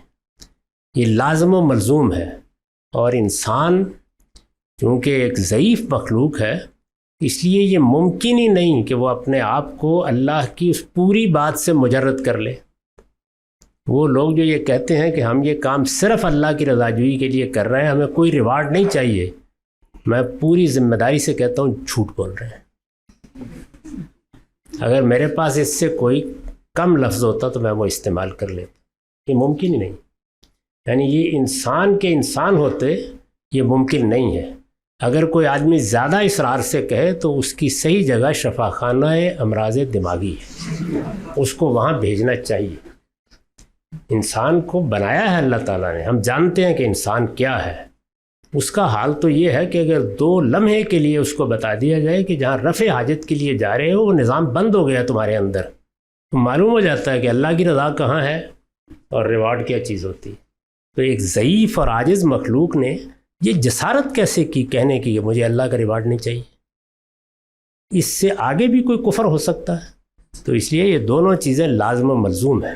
میں ایک عاجز بندہ ہوں, مجھے تو یہ پانی پینے کے لیے بھی ایک گلاس کی ضرورت ہے, اس کے بنائے ہوئے پانی کی ضرورت ہے. میں تو اس کے بغیر اب چونکہ بوڑھا ہو گیا ہوں تو 10 منٹ گفتگو نہیں کر سکتا. تو اس طرح کے عجز میں کہتا ہوں کہ مجھے آپ کا ریوارڈ نہیں چاہیے. تو اگر اللہ تعالیٰ نے پانی بھی بند کر دیا, وہاں کربلا بنا دی, تو پھر کیا کروں گا؟ تو یہ سب بالکل جھوٹی باتیں ہیں, ان کی کوئی حقیقت نہیں ہے. اللہ کی رضا ہم عاجز بندوں کے لیے ریوارڈ کی صورت میں ملتی ہے, اور اس میں اللہ کی جنت کو حقیر نہ سمجھیے, وہ اللہ کی نعمت ہے. اللہ خود اس نعمت کا ذکر کرتے ہیں تو قلم توڑ دیتے ہیں. تو کیا میں ان کے بارے میں یہ کہوں کہ مجھے آپ کی جنت کی ضرورت نہیں ہے؟ یہ صوفیانہ باتیں سوچے سمجھے بغیر کہی گئی ہیں, ان کی کوئی حقیقت نہیں. جو پہلے آپ نے سوال کیا ہے کہ مجھے کیسے معلوم ہو کہ اللہ مجھ سے خوش ہے, اس کا جواب بہت سادہ ہے. ہمیشہ یہ غور کیجئے آپ اللہ سے خوش ہیں. اور انتہائی پر مسرت ہے جی آپ سے میں لائیو آپ کو دیکھنے کا موقع مل رہا ہے, اور آپ کی گفتگو سے بھی ہم علم حاصل کر رہے ہیں. اور میرا ایک بڑا بنیادی سا اور ایک سہل سا کویشچن ہے کہ اللہ کو ہم سے مطلوب کیا ہے, اور ایسا ہم کیا کریں جو آج کل کا مطلب سوشل میڈیا کا بھی دور ہے جہاں پہ ہم دیکھتے ہیں کہ آپ 3 دفعہ یہ پڑھ لیں تو آپ کے تمام پچھلی صفایا صاف ہو گیا, آپ گناہ آپ کے پاک ہو گئے. تو ہم سے اللہ کو مطلوب کیا ہے, اور ہمیں کیسے پتہ چلے کہ ہم کامیاب ہو رہے ہیں یا ناکام ہو رہے ہیں, اور ہم کس راستے پہ چلیں جس پہ ہم سمجھیں ہیئر اینڈ ہیئر آفٹر ہماری کامیابی ہو. اللہ کو آپ سے کیا مطلوب ہے؟ ایک لفظ میں اس کو اللہ تعالیٰ نے خود بیان کیا ہے, تزکیہ, پاکیزگی. بدن میں پاکیزگی, پرونوش میں پاکیزگی, اخلاق میں پاکیزگی. یہ اللہ کا مطالبہ ہے, اس کو آپ نے پورا کرنا ہے. یہ مطالبہ آپ نے اگر پورا کر دیا ہے, جتنا پورا کیا ہے اس کے لحاظ سے وہ قیامت میں آپ کے ساتھ معاملہ کرے گا. پیوریفیکیشن, آپ اپنے اندر اور اپنے باہر میں کتنے پاکیزہ ہیں اس کو متعین کر دیا. دیکھیے 2 لفظوں میں اس کو بیان کیا, وَنَفْسٍ وَمَا سَوَّاهَا فَأَلْهَمَهَا فُجُورَهَا وَتَقْوَاهَا قَدْ أَفْلَحَ مَنْ زَكَّاهَا وَقَدْ خَابَ مَنْ دَسَّاهَا. میں نے انسانی نفس کو بنایا اور سنوارا, اس کے ساتھ ہی اس میں خیر اور شر کو الہام کر دیا. اب میں یہ دیکھ رہا ہوں کہ کون تزکیے کے ساتھ اس کو پاکیزہ بناتا ہے, کون اس کو آلودہ رکھتا ہے. جس نے اس کو پاکیزہ بنایا وہ کامیاب ہو گیا, جس نے اس کو آلودہ رکھا وہ ناکام ہوا, خائب و خاسر ہو گیا. پورا دین ان چند لفظوں میں اللہ تعالیٰ نے بیان فرما دیا. یہی سارے دین کی دعوت ہے. تو تزکیہ, اس میں نہ یہ درود پڑھ لیا تھا, نہ یہ فقرہ یاد کر لیا تھا, نہ یہ بات کر دی تھی, کوئی چیز بھی اللہ تعالیٰ کو, وہ ساری چیزیں معاون ہیں. مثلا یہ کہ اللہ تعالیٰ نے اس تزکیے کے لیے پیغمبر بھیجے, اللہ تعالیٰ نے اس کے لیے اپنی کتابیں نازل کی, اللہ نے اس کے لیے اپنی شریعت کی طرف ہماری رہنمائی کی. یہ ضرورتیں ہیں جو اللہ نے پوری کی ہیں, اس کی عنایت ہے کہ اس نے پوری کی ہیں. تو اصل چیز کیا ہے؟ تزکیہ. یہ مطلوب ہے آپ سے. اس لیے اس کو سامنے رکھ کر جب آپ اپنی زندگی پر غور کریں گے تو بالکل صاف سیدھی شاہراہ ہے, اس پر ہمیں چلنا ہے. اور انسان کو تزکیے کا اور تجزیے کا 2 لفظ استعمال کیا نا اللہ تعالیٰ نے, آلودگی کا اور پاکیزگی کا فطری شعور دیا گیا. یعنی اس کے لیے کسی رہنمائی کی ضرورت نہیں. البتہ بعض جگہوں پر ہم اپنی تربیت اور تعلیم کی وجہ سے غلط فہمیوں میں شکار ہو جاتے ہیں. اس کے لیے اللہ نے پیغمبر بھیجی. یہ بات کہ آپ اللہ کو یاد کریں، ظاہر ہے کہ اللہ کو یاد کرنا تزکیے کا سب سے بڑا ذریعہ ہے. اللہ کی یاد سے دل جتنا آباد ہوگا، بار بار یہی کہا ہے. نماز جیسی چیز کے بارے میں فرمایا ہے کہ کیوں میں نے 5 وقت فرض کی ہے، اقیم الصلاۃ لذکری، تاکہ تم مجھے یاد رکھو. اب یاد رکھنے کے لیے کچھ چیزیں اللہ نے مقرر کر دی ہیں، جیسے نماز ہے، روزہ ہے. کچھ چیزیں وہ ہیں جن کے بارے میں اصولی بات کہہ دی ہے، دعا کرو، مناجات کرو، میری صفات کا استحضار رکھو. وہ آپ اپنی زبان میں رکھیں، آپ اس میں عربی زبان کے الفاظ استعمال کر لیں. آپ الفاظ استعمال نہ کریں اور دل میں اس چیز کو اس طرح محسوس کریں، یہ سارے اختیارات آپ کے پاس ہیں. تو چنانچہ تسبیح کیا ہے؟ اللہ تعالیٰ کے بارے میں اس چیز کا استحضار کہ کوئی بری چیز اللہ کو لاحق نہیں، وہ کبھی ظالم نہیں ہوتا، کبھی اپنے بندوں کے ساتھ زیادتی نہیں کرتا. تو اس کو تسبیح کہتے ہیں. اسی طرح سے حمد کیا ہے؟ اچھی صفات کو، اس کے اچھے اسماء کو اللہ تعالیٰ کے حوالے سے مستحضر رکھنا، ذہن نشین کرنا. تو یہ آپ فکر کی سطح پر کریں، آپ زبان سے کوئی الفاظ ادا کر دیں، آپ اپنی زبان میں کریں، آپ عربی زبان میں کریں. یہ وہ عمل ہے جو اصل میں انسان کی ضرورت ہے. یعنی میں اپنے آپ کو پاکیزہ رکھنا چاہوں گا تو ایک لفظ میں اس کا طریقہ کیا ہے کہ میں اللہ کو یاد رکھوں. اگر اللہ یاد ہے تو پاکیزگی کی ابتدا ہو گئی. تو اللہ کو یاد رکھنے کے طریقے کیا ہونے چاہیے؟ جو پیغمبر نے طے کر دیے ہیں وہ طے کر دیے ہیں. جن میں ہمیں چھوڑ دیا ہے ان میں ہم اپنے انتخاب سے کوئی بھی چیز اختیار کر سکتے ہیں.